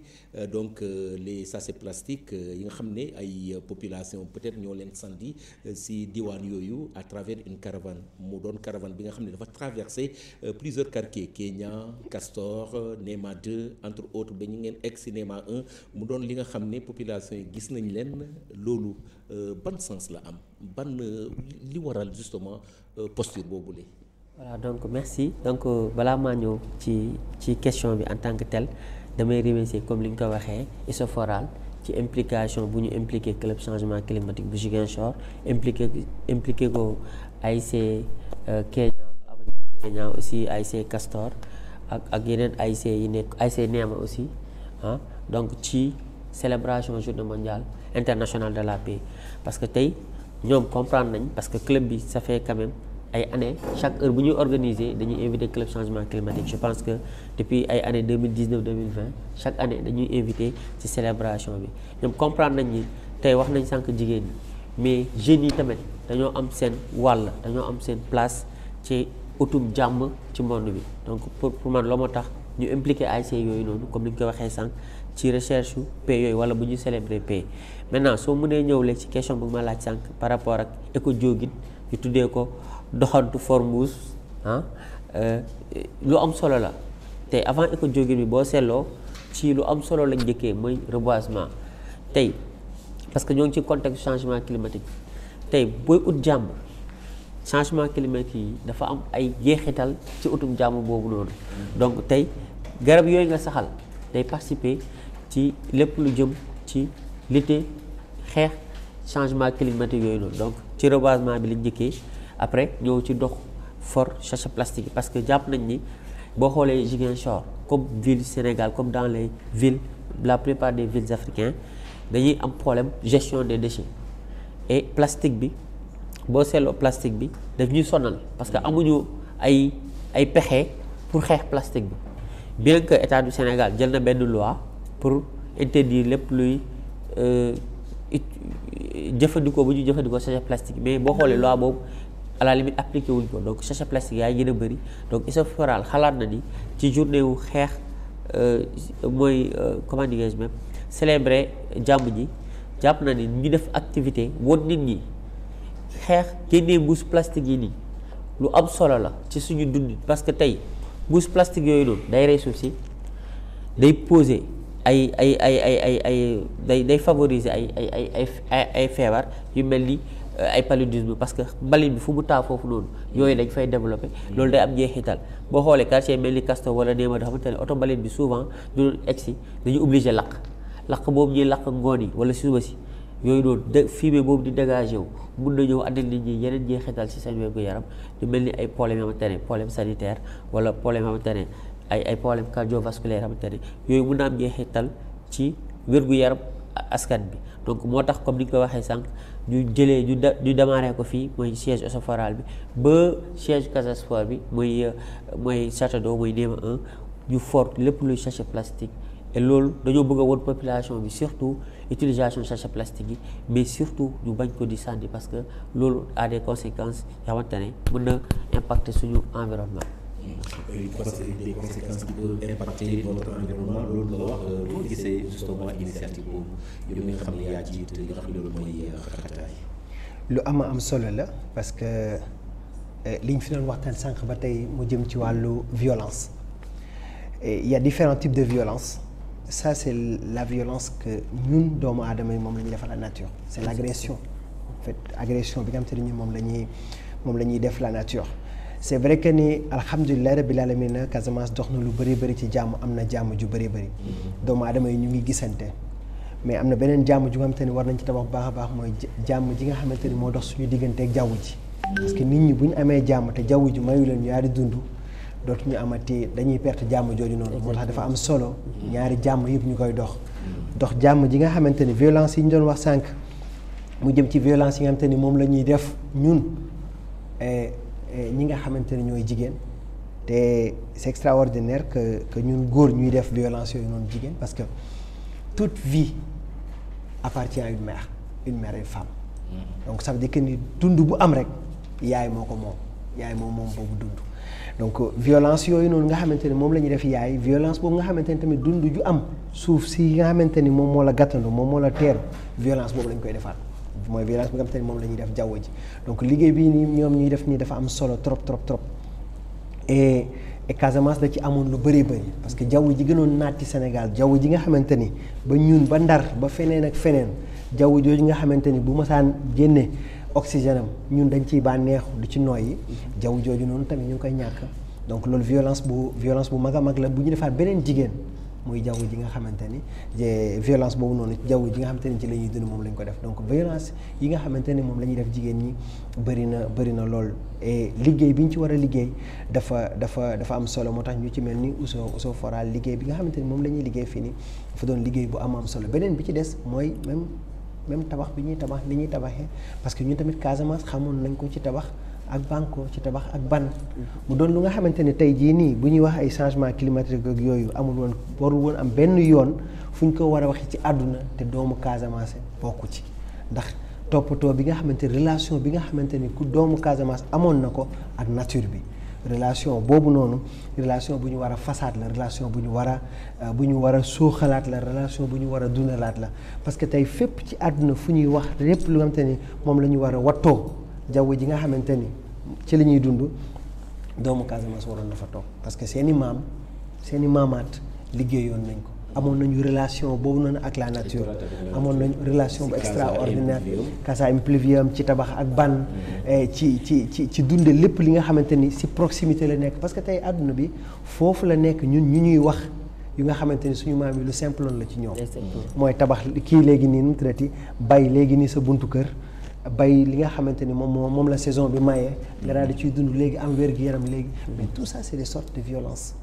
li ñuy lekk parce que wax naa ni jàmm avant tout xel la xelu jàmm mooy dox jàmm après bu jógee ci xel daal dem ci xol dañuy am xolu jàmm donc bu jàmm amul ci xel amul ci xol pour mu am ci suñu ay jëf dafay metti. Exactement. dafay metti nit bu amul jàmm ci xel amu ko ci xol mënul dox jàmm donc xel la xol la après jëf la léegi nag li ngay lekk li ngay jàng li ngay déglu mooy njëkk tabax jàmm jooju noonu moo tax foofu noonu am na liggéey bu am solo bu nga xamante ni war nañ ko fa def ba suñu xel yi amaat jàmm parce que xel mu am jàmm tamit mooy def nit ki daal di gëm boppam. voilà Malo ñu dellu si bilan journée bi parce que gis nañu ni tàkku na lool bëriwul na ay nit amoon na ay mag amoon na ay ndaw tamit ay xale ñëpp daal di engagé wu si li nga xam ne loolu mooy liggéey bi nga xam ne def ngeen ko pour célébrer li nga xam ne loolu mooy journée internationale de la paix tey ji. donc bilan bu positif une satisfaction boo xamante ne foo ko natt rek weesu na ko parce que genre activité yi boo koy def nga surtout ngay won nit ñi acte bi ñuy def njëriñ bi mu am ci askan bi man li ma ci gën a frappé mooy ndaw yi ci participer parce que comme li mu ko waxee ndaw yi avenir bi ñun amaana bon ñun sax dese nañ tuuti mën nañ ne rëcc nañ mais xale yi di ñëw ñoom ñoo war a gérer monde bi dans 10 ans dans 15 ans donc bu ñu teelee xam ne mbalit mbuus yi ñuy sànni wala mbuus yi ñuy for en fait waruñu ko woon sànni voilà donc loolu lu am solo la donc bilan boobu loolu bokk na ci aspect yi gën a marqué tey journée bi mais participation bu ASC yëpp participer massivement donc ñëpp xam nañ tey ASC yi ci participer yëpp ak ñu ñu romb ci mbedd bi yëpp xam nañ ni tey ñii di for mbuus yi nii mbuus yi kon waruñu koon sànni donc à partir de là dina am benn éveil de conscience bu muy def si ñooñu romb et beneen bi mooy lu ñu jeexalee boo xoolee plaidoirie yi lañ jeexalee te plaidoirie boobu noonu décideurs yi lañ ko adressé décideurs yi muy état bi muy les autres acteurs xamante ne ñoom tamit war nañoo gën a bàyyi xel ci comme li mu ko wax parce que message du jàmm la mais en même temps environnement donc dañ ko lié parce que dafa am liaison comme li mu ko wax tey jàmm jooju noonu nit ñi di wër que ce soit muy Sénégal fii muy ci monde bi dafa am lu bëri loo xamante ne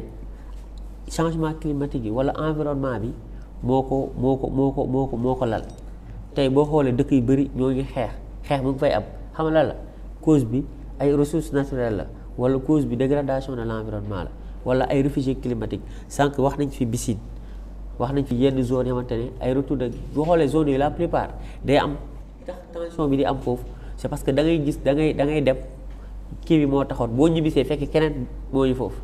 donc loolu déjà tension la wala ñibbisi nga fu nga doon bayee yaa ngi taxala ko xamante ne donc fu nga profité demoon keneen mu ngi fay bay donc rareté de terre cultivable yooyu noonu mun na andi aussi ay tension ci village yi boo xoolee chaque fois ay village ñaari village yi taxaloo dañuy xeex pour affaire de suuf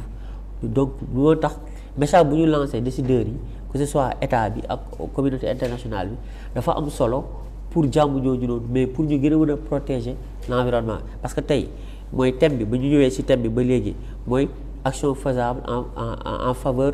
de la paix nos ambitions pour l'atteinte des objectifs mondiaux tey on parle d'objectifs mondiaux on fait référence aux objectifs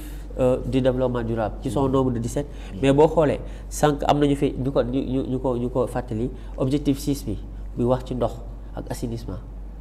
mais quartier Ziguinchor yu bëri et Sénégal rawatina dafa am dañoo am problème ndox te problème ndox boobu noonu du si Sénégal rek la yem ci monde bi te loolu yëpp mën na créer ay tension boo xoolee tension Dakar démb bu mu tawee am na inondation mais depuis 2000 ba léegi ñooy xeex inondation ay milliards lañ ci sotti te milliards yooyu noonu mënoon na régler pauvreté bi mënoon nañu régler yeneen problème donc gis nga liaison bu am ci côté jàmm ji ak environnement bi boo xoolee objectif ñu ñëw ci objectif 11 bi buy wax ci ville ak communauté durable tey mbuus yooyu ñu doon far mais ça va dans ce sens là parce que boo xoolee moitié wu humanité bi 3,5 milliards ci villes yi la ñuy dundatuñu campagne donc day am benn pression démographique bu fi nekk day am surconsommation du produit et consomme donc yooyu yëpp dafa xam te nit ñi war nañ cee gën a bàyyi xel xool lu ñu koy gérer boo ñëwee ci objectif 13 bi buy wax ci changement climatique tey damay fàttaliku en 2007 kii moo jël moom lañ décerné prix mondial prix Nobel de la paix mooy GIEC ak en concomitance avec Al Gore GIEC mooy lan muy groupement des experts sur l'évolution du climat li tax ñu jox leen prix Nobel de la paix ñu bëri naan mais ñii li tax ñuy jël loolu affaire de scientifique la ñuy def affaire changement climatique parce que dañoo jàpp ne ñoo produire article documents yooyu ñuy produire connaissance yooyu noonu gars yi di produire day bokk ci lu andi jàmm ci monde bi donc connaissance yooyu noonu nit ñi bu ñu ko xamee dinañ mën a gën a moytu dinañ mën a gën a préserver ressources yi donc dinañ mën a gën a tabax jàmm donc yeneen objectifs yi 15 bi 14 bi buy wax ci vie aquatique buy wax ci vie terrestre yooyu yëpp boo ko dajalee day ñëwaat ci lu aar alam bi mais day favoriser jàmm suñu dëkk yi. voilà wax na ko dem si un peu sur les objectifs là mais suñu dem si thème yi action en faveur de la paix nos ambitions pour les objectifs mondiaux yow lan nga xalaat sa kuréel sa organisation lan nga xalaat ni loolu la mën a teg comme action pour renforcer li nga xam ne mooy la consolidation de la paix surtout si diwaan yi nga xam ne mooy Casamance. waaw en principe mën naa wax ni bi ci jiitu mooy dox tànku jàmm tey am sensu yàggul noonu trop suñu mbokku soforal yi déplacé woon nañu ñëw Ndar seet si ñu te loolu tamit dafa am solo parce que souvent dañuy dem taataani xam-xam wala taataani lu bëree bëri bitim réew te fekk na yàlla may nañu lu bëree bëri ci fii nga xamante ne mooy Sénégal donc bi ñu ñëwee gëstu si ñun xool ñun aussi tey tànk yooyu lañ dox ñëw gëstu leen seet si leen waxtaan ak ñoom échanger ak ñoom donc je pense que ni dox mbokk boobu noonu dox tànku jàmm boobu noonu lu am solo la beneen bi ci des comme lu mu wax léegi nii ñun amuñu problème gestion de déchets ñun problème bi ñu am dëggantaan jaay mooy problème production de déchets dañu am problème production de déchets ñun dañu bëgg produire lu nga xamante ni déchet la c'est ndox bu njëkkoon potu ndaa nga daan jël daal di naan léegi fu mu toll nii fekk amoo mbuus boo paree comme li ñuy wax violence boobu noonu sànni violence bu extraordinaire la bouteille aussi la même chose violence bu extraordinaire la donc suñu organisation yi nan lañ mën a toogee waxtaan xalaat ci loolu noonu li mu fi wax léegi ni lu extraordinaire la en fait classe la bu nga xamante ni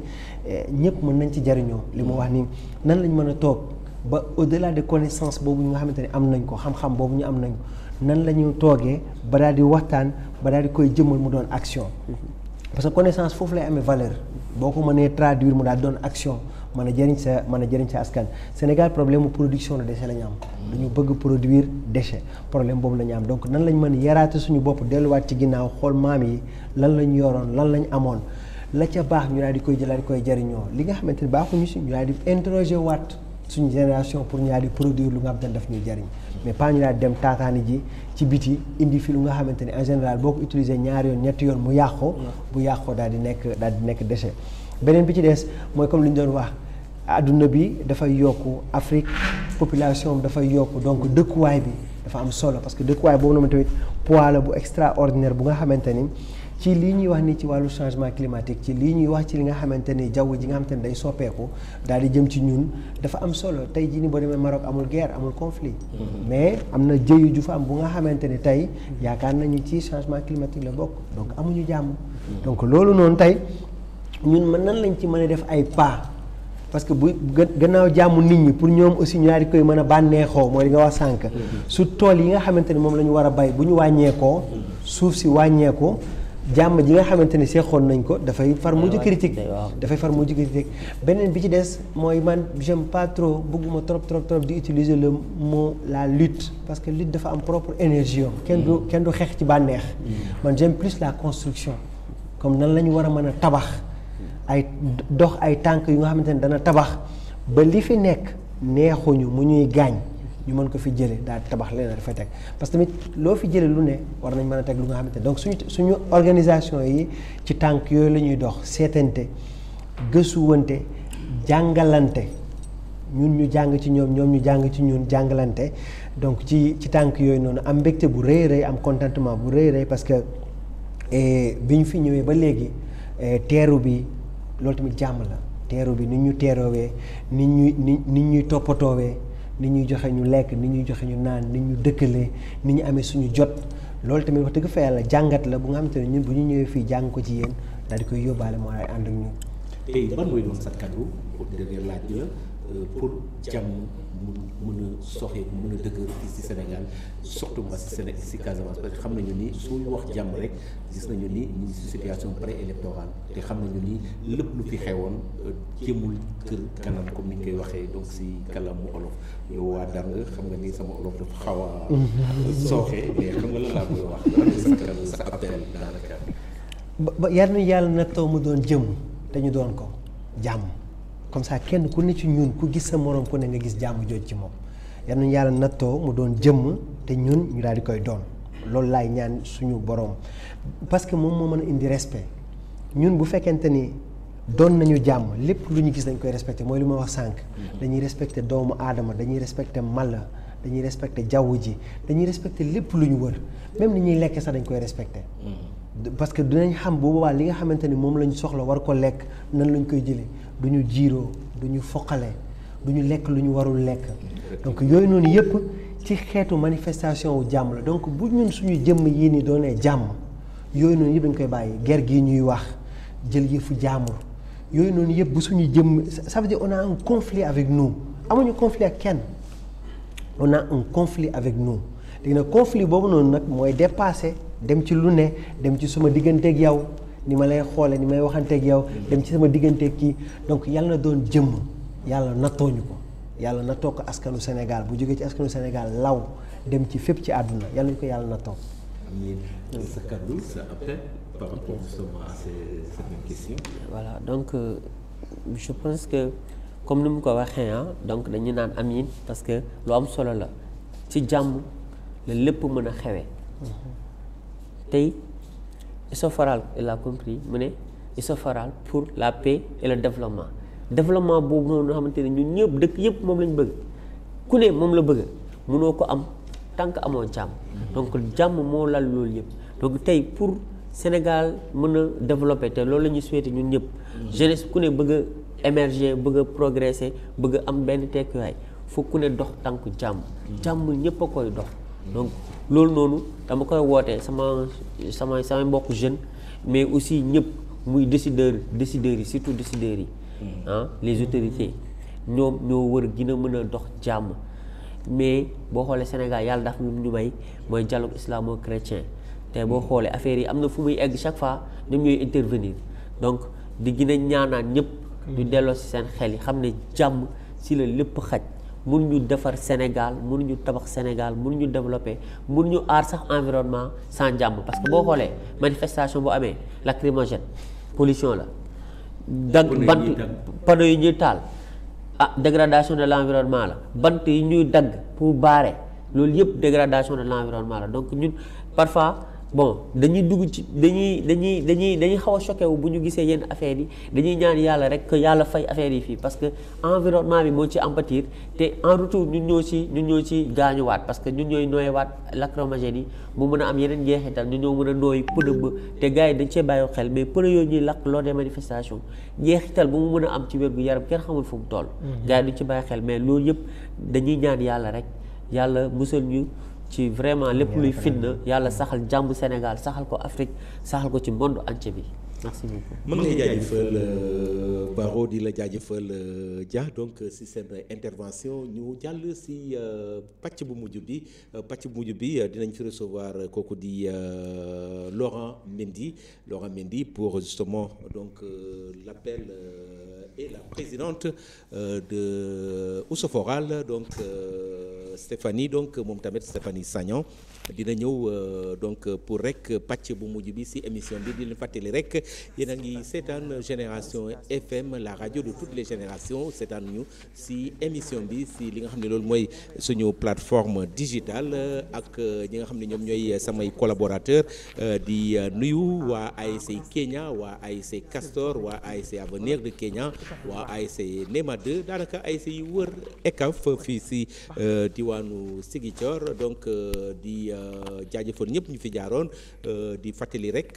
donc émission bi ku leen koy gunge ku leen ko nekk di defal muy Amady Khalilou Diémé Patrick dëggal Seydou Diédiou moo nekk ci caméra bi Xavier Mendy moo nekk ci digital bi moo nekk ci régie bi daa di donc liggéey yëf yi pour ngeen mun ñu seetaan donc seen contribution tamit mun ngeen ko def ci commentaire yi ci suñu page bi page Facebook bi mun ngeen commenter ndaxte mënuñu woon rater occasion bi ci journée internationale de la paix donc naan rek il faut que ñu ñëw rek dugal suñu loxo daal di def ci émission ndaxte action yi Oussouforal di diligenté di dérouler doon na ak action yu am maana surtout en faveur des populations qui sont donc victime de la crise en Casamance gis nañu ni Oussouforal bu mu taxawee bi léegi jooy bu jigéen ñi doon na jooy bi nga xam ne mooy naka la ñuy def pour gunge jàppale population yi donc ñu ñëw rek concrétiser ko ñu nekk ci plateau bi ñu bàyyi la soxna si nga dellu si fàttali ñu sa tur sa sant ak taxawaay bi nga am fii ci Oussouforal. asalaamaaleykum maa ngi nuyu ñëpp ci seen tur ak seen sant di leen jox seen wàccuwaay di leen ndokkeel ci bés bi nga xamante ne àdduna bi yëpp da koo jagleel jàmm. man maa ngi tudd Stéphanie Teyoul Sagna madame Mendy nekk directrice exécutive comité régional de solidarité des femmes pour la paix en Casamance ñu gën koo xam ci turu Oussouforal. lan mooy journée de la paix lan la représenté justement pour yow mi nga xam ne yaay présidente exécutive bu Oussouforal. waaw en tant que directrice exécutive damay ñëw ànd rek ak mbootaay bi nga xamante ne ci laa bokk nekk mbootaay boo xamante ne li ko tax a juddu li ko tax a sosoo mooy jàmm di fàttali rek ne ci atum 1999 ay jigéen dañoo taxaw ñu ne li xew Casamance ay nit yu ñuy rey ay famille yu tas ñu daw am feneen fu ñu làkku ay métital yu ñu teg ci ay nit ñu ne loolu dafa war a dagg ñu ne jigéen mooy jur jigéen mooy yar ak doomu aadama nu mu nekkee lu sell lu màgg moroomu doomu aadamam war koo tiim yéene ko lenn rek lu dul rey ko ñu ne loolu wax dëggum yàlla xajul ci kenn rawatina ñun ñi fii ci Casamance jigéen ñi nag taxaw tem ñu ne loolu na dagg ak nu mu mënti demee nañ ci wax dañ ko jëfee ndax loolu mu nekk loo xamante ne wax dëggum yàlla day féetee suñu ginnaaw te loolu moo waral mbootaay bi ma bokk juddu kon nekk na bés boo xamante ne day mel ni rek comme si ñun dañuy ngéntewaat suñu bopp rek ci bés bi nekk na ci bés yi nga xamante ne mënuñu koy ñàkk màggal ndax li tax ñun ñu juddu li tax ñun ñu sosoo mooy utum jàmm.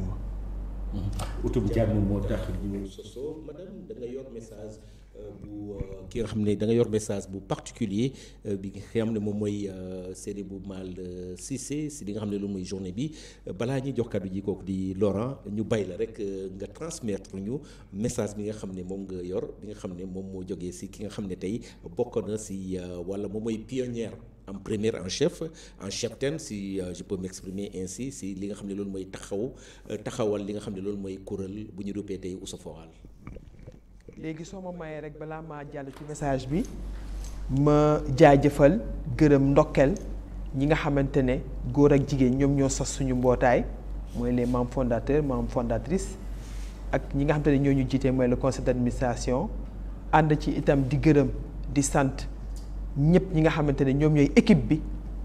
mooy ñëpp ñi nga xamante ne équipe dynamique macha allah joxe seen bopp ak ku ci nekk foo mënti nekk ak ndombal tànk boo am yaa ngi jéem di góorgóorlu ndax kër gi jëm kanam léegi dinaa jéem a wax ci français après ma jëm koo tënk ci olof. Paix et équité pour tous. Notre vision, c'est une femme leader d'un Sénégal juste, paisible et prospère. Cette vision du comité régional de solidarité des femmes pour la paix en Casamance rejoint parfaitement le thème du 21 septembre de cette année qui a pour thème Action en faveur de la paix, nos ambitions pour les objectifs mondiaux. Depuis la création de l'association en 1999, des femmes de la Casamance, sensibles aux situations désastreuses engendrées par les affres du conflit armé, ont uni leurs forces pour que les armes se taisent et que le sang n'arrose plus la terre d'Aline Sitoé Diatta. Grâce au soutien de nos partenaires techniques et financiers, grâce aux vaillantes communautés, à l'appui des services étatiques, nos projets et programmes contribuent à soutenir les populations plus que déterminées à revenir au bercail en leur proposant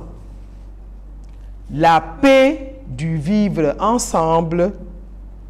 l'eau qui abreuve hommes, troupeaux et champs, la protection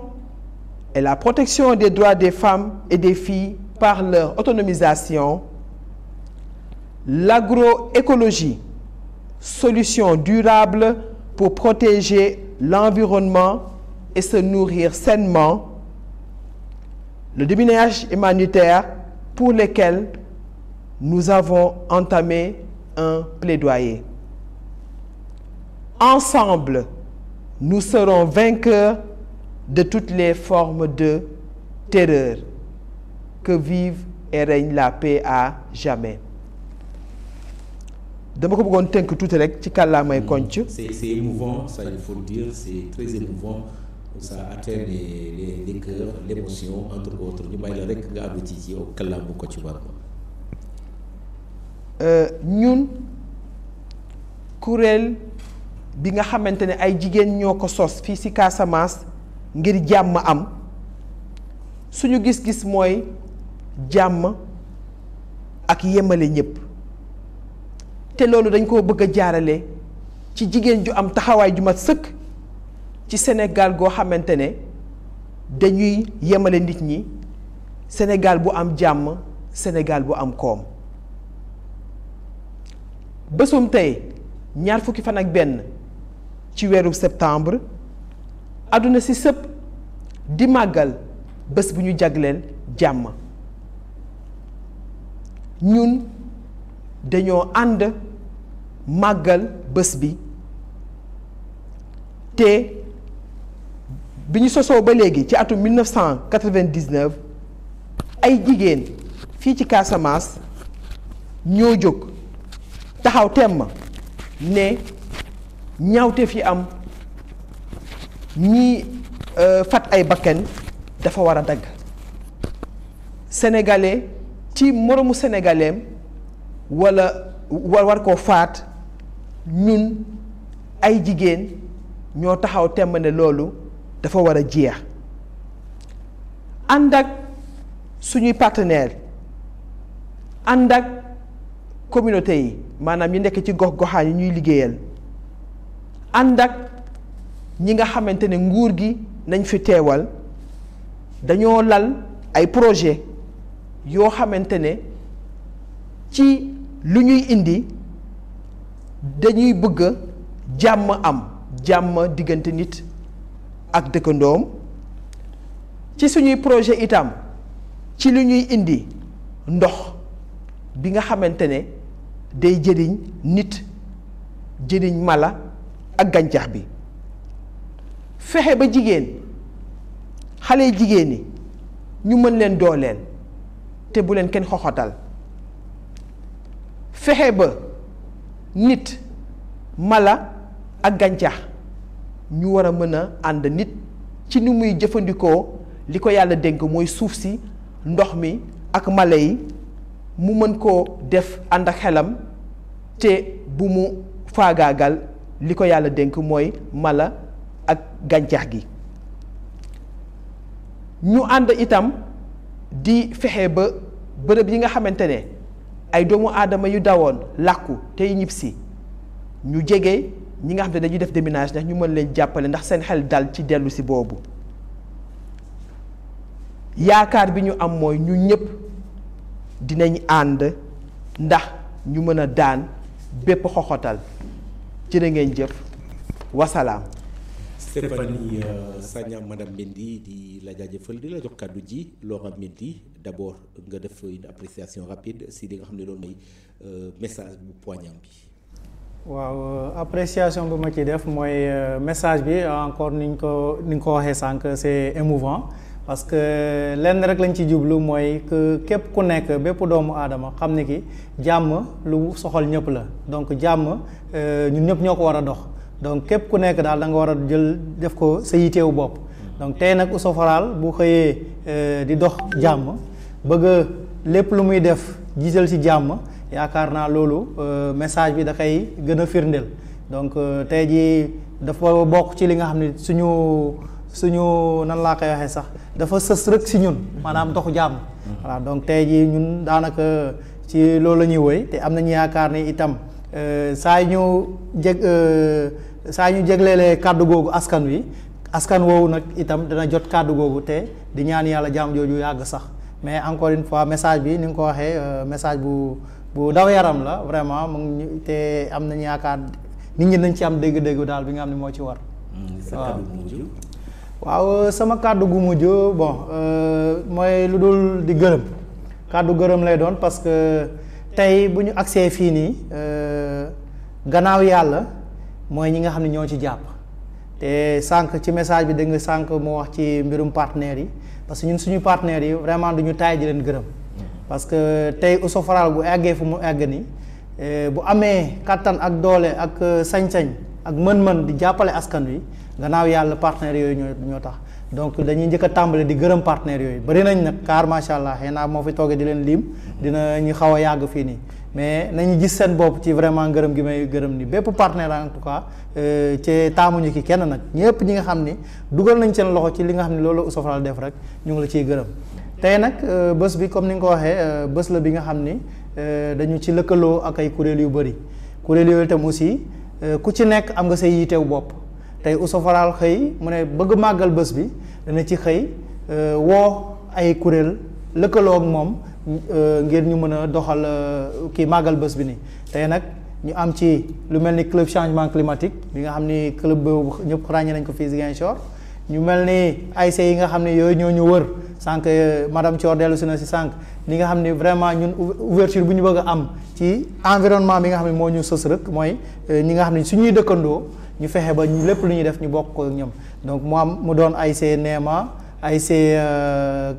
Kenya ak avenir de Kenya ak ASC Castor muy ay ASC yi nga xam ne vraiment ñoo ñëw tam jàpp ci bés bi tey depuis daanaka ay fan ñu ngi am ay gan yi nga xam ne ñu ngi jógee ba Gànjool donc ñooñu itam aussi ak seen kuréel muy xaxataay donc ñun amuñ lenn lu dul di leen gërëm également parce que ñoom dañ ñëw bokk mbir mi ak ñun tey boo gisee sax bés bi dañ ko bokk ak ñun donc ñoom tam aussi dañ amuñ lu dul di leen gërëm parce que ku jóge fu sore ñëw seet si la pour ñoo xool ci li ngay yëngu li ngay def également loolu dafa am solo donc tey ñun yaakaar nañu vraiment seen ñëw bi ñu ñëw mi itam également ñu doon ñëw bi nga xam ne da leen di njëriñ ñu également en tant que Ousso Foral en tout cas ci loolu laay tënk vraiment sama kàddu gu mujj mooy maanaam gërëm daal képp ku jàppoon ci bés bi parce que encore une fois dama doon kii nee nañ ko lim juum mais du ma ñàkk gërëm itam lu mel ni Sonaged aussi ils ont mis les moyens pour vraiment jàppale ñu accompagner ñu ci bés bi te gis nañu population Néma 2 bi yëpp zone bi ñu dëkk ni yëpp nañu mobiliser wu accompagner ñu vraiment dañ ciy sant yàlla mais lii yëpp lan moo ko waral xëy naa peut-être moom madame ni mën na ci dellu si mais encore une fois dafa fekk mu am kóolute ñi nga xam ne ñoo jiite mbir mi Ousso Foral comme organisation la wax tudd na ci lu mel ni conseil d'administration donc conseil d'administration nag moom mooy définir lépp luy politique ak orientation yi nga xam ne moom la ñu war a jël en tant que équipe technique tey nag bu ñu xëyee am tànk yi nii dox jéem a doxal lu mel ni dafa fekk ñu am seen accord seen approbation maanaam ak seen gunge donc loolu tam aussi amuñu lu dul di leen gërëm également te di ñaan yàlla daal vraiment li ñu nekk nii ñu bañ cee wàcc te ñu continuer ci dem ngir njëriñu askan bi nga xam ne moom la ñuy jàppale moom la ñuy gunge donc lii moo ne woon vraiment sama kàddu gu mujj. di la jaajëfal comme ni ñu koy waxee ci français votre mot de clôture madame Stéphanie Sagnan Ndendi. en wolof en français. en wolof ok. sama kàddu gu mujj mooy ren du neenum neen rek mbootaayu xeet bi jiital ci bés bi ñuy màggal jàmm ndaw ñi li xewoon Sénégal ci weer yële mu nekk lu metti loo xamante ne wan nañu ne jàmm rek moo ñu jig te ay xajul ci kenn war na tax ndaw yi gën a delloo ci seen xel muy ndaw yi muy ñi nga xamante ne ñoom la fi yàlla teg ñuy jiite Sénégal te ñu bàyyi xel surtout que ndaw yi ñoom ñooy ëllëg suñuy médecin suñuy artiste suñuy ingénieur ak yeneen su nekkee ndaw ñooñu ci seen bopp defuñu ci seen xel ne dañoo war a tabax waruñoo yàq dañoo war a bokk ci ñi jëmale Sénégal kanam dina jafe lool pour que Sénégal ñu séntu fi jàmm di rafetlu itam ren nu mu alaa daw mais vraiment ren dama gis ne li ñu indi lu bees mooy dañoo yaatal géew bi ñu ngi ko tàmbalee ci ASC yi toujours ndaw yi ñu joxaat leen seen cër association sportive culturelle et économique yàlla def waa changement climatique fekk suñu yàlla def itam suñuy nawle waa xaxataay jóge ba Gànjool ñëw seesi ñu ñoom it bés bi fekk si leen ñu ànd ak ñoom màggal bés bi yàlla def aussi yéen ñi nekk waa presse waa Génération FM nekk ñi nga xamante ne lépp lu ñuy liggéey yéen a koy feeñal vraiment ñu loolu mooy lu may rafet lu moo tax ma ne ren wax dëgg yàlla dafa alaa dawme loolu mooy wane ne amul kenn koo xamante ne day def lu baax nekk ci sa rukk sooy def lu baax soo yaatalulee du mën a feeñ soo yaatalulee du mën a law te loolu tey nu mbir bi demee nu mbir bi tëddee wane na ko di jaajëfal ñëpp di ñaan nag vraiment yàlla mi nga xamante ne moom moo mayee jàmm vraiment nañu jàmm di sonal ñun ñëpp jërëjëf jërëjëf Stéphanie Sagnan Mendy jërëjëf Laurent Mendy jërëjëf ñëpp ñi nga xam ne ñoo fi ñëwoon ci plateau bi ci émission spéciale bi nga xam ne tey waa Génération seen lëkkaloo ak Oussouforal ñoo leen ko jagleel ku nekkoon ci micro bi mooy seen naataango Amady Khalilou Diémé ànd ci ak Xavier Mendy ki nga xam ne moo newoon ci machine yi moo nekk ci digital bi moo nekk ci régie bi Seydou Diédhiou moo newoon ci caméra yi di leen jox dig daje donc ci fan yi ñëw pour yeneen émission di jaajëfal waa Oussouforal seen taxawaay rafet na lool engagement bi yàlla rek mu continuer au grand bénéfice justement des populations des zones rurales mais également des populations rurales maa ngi leen di remercier di leen jox rendez-vous très prochainement au revoir.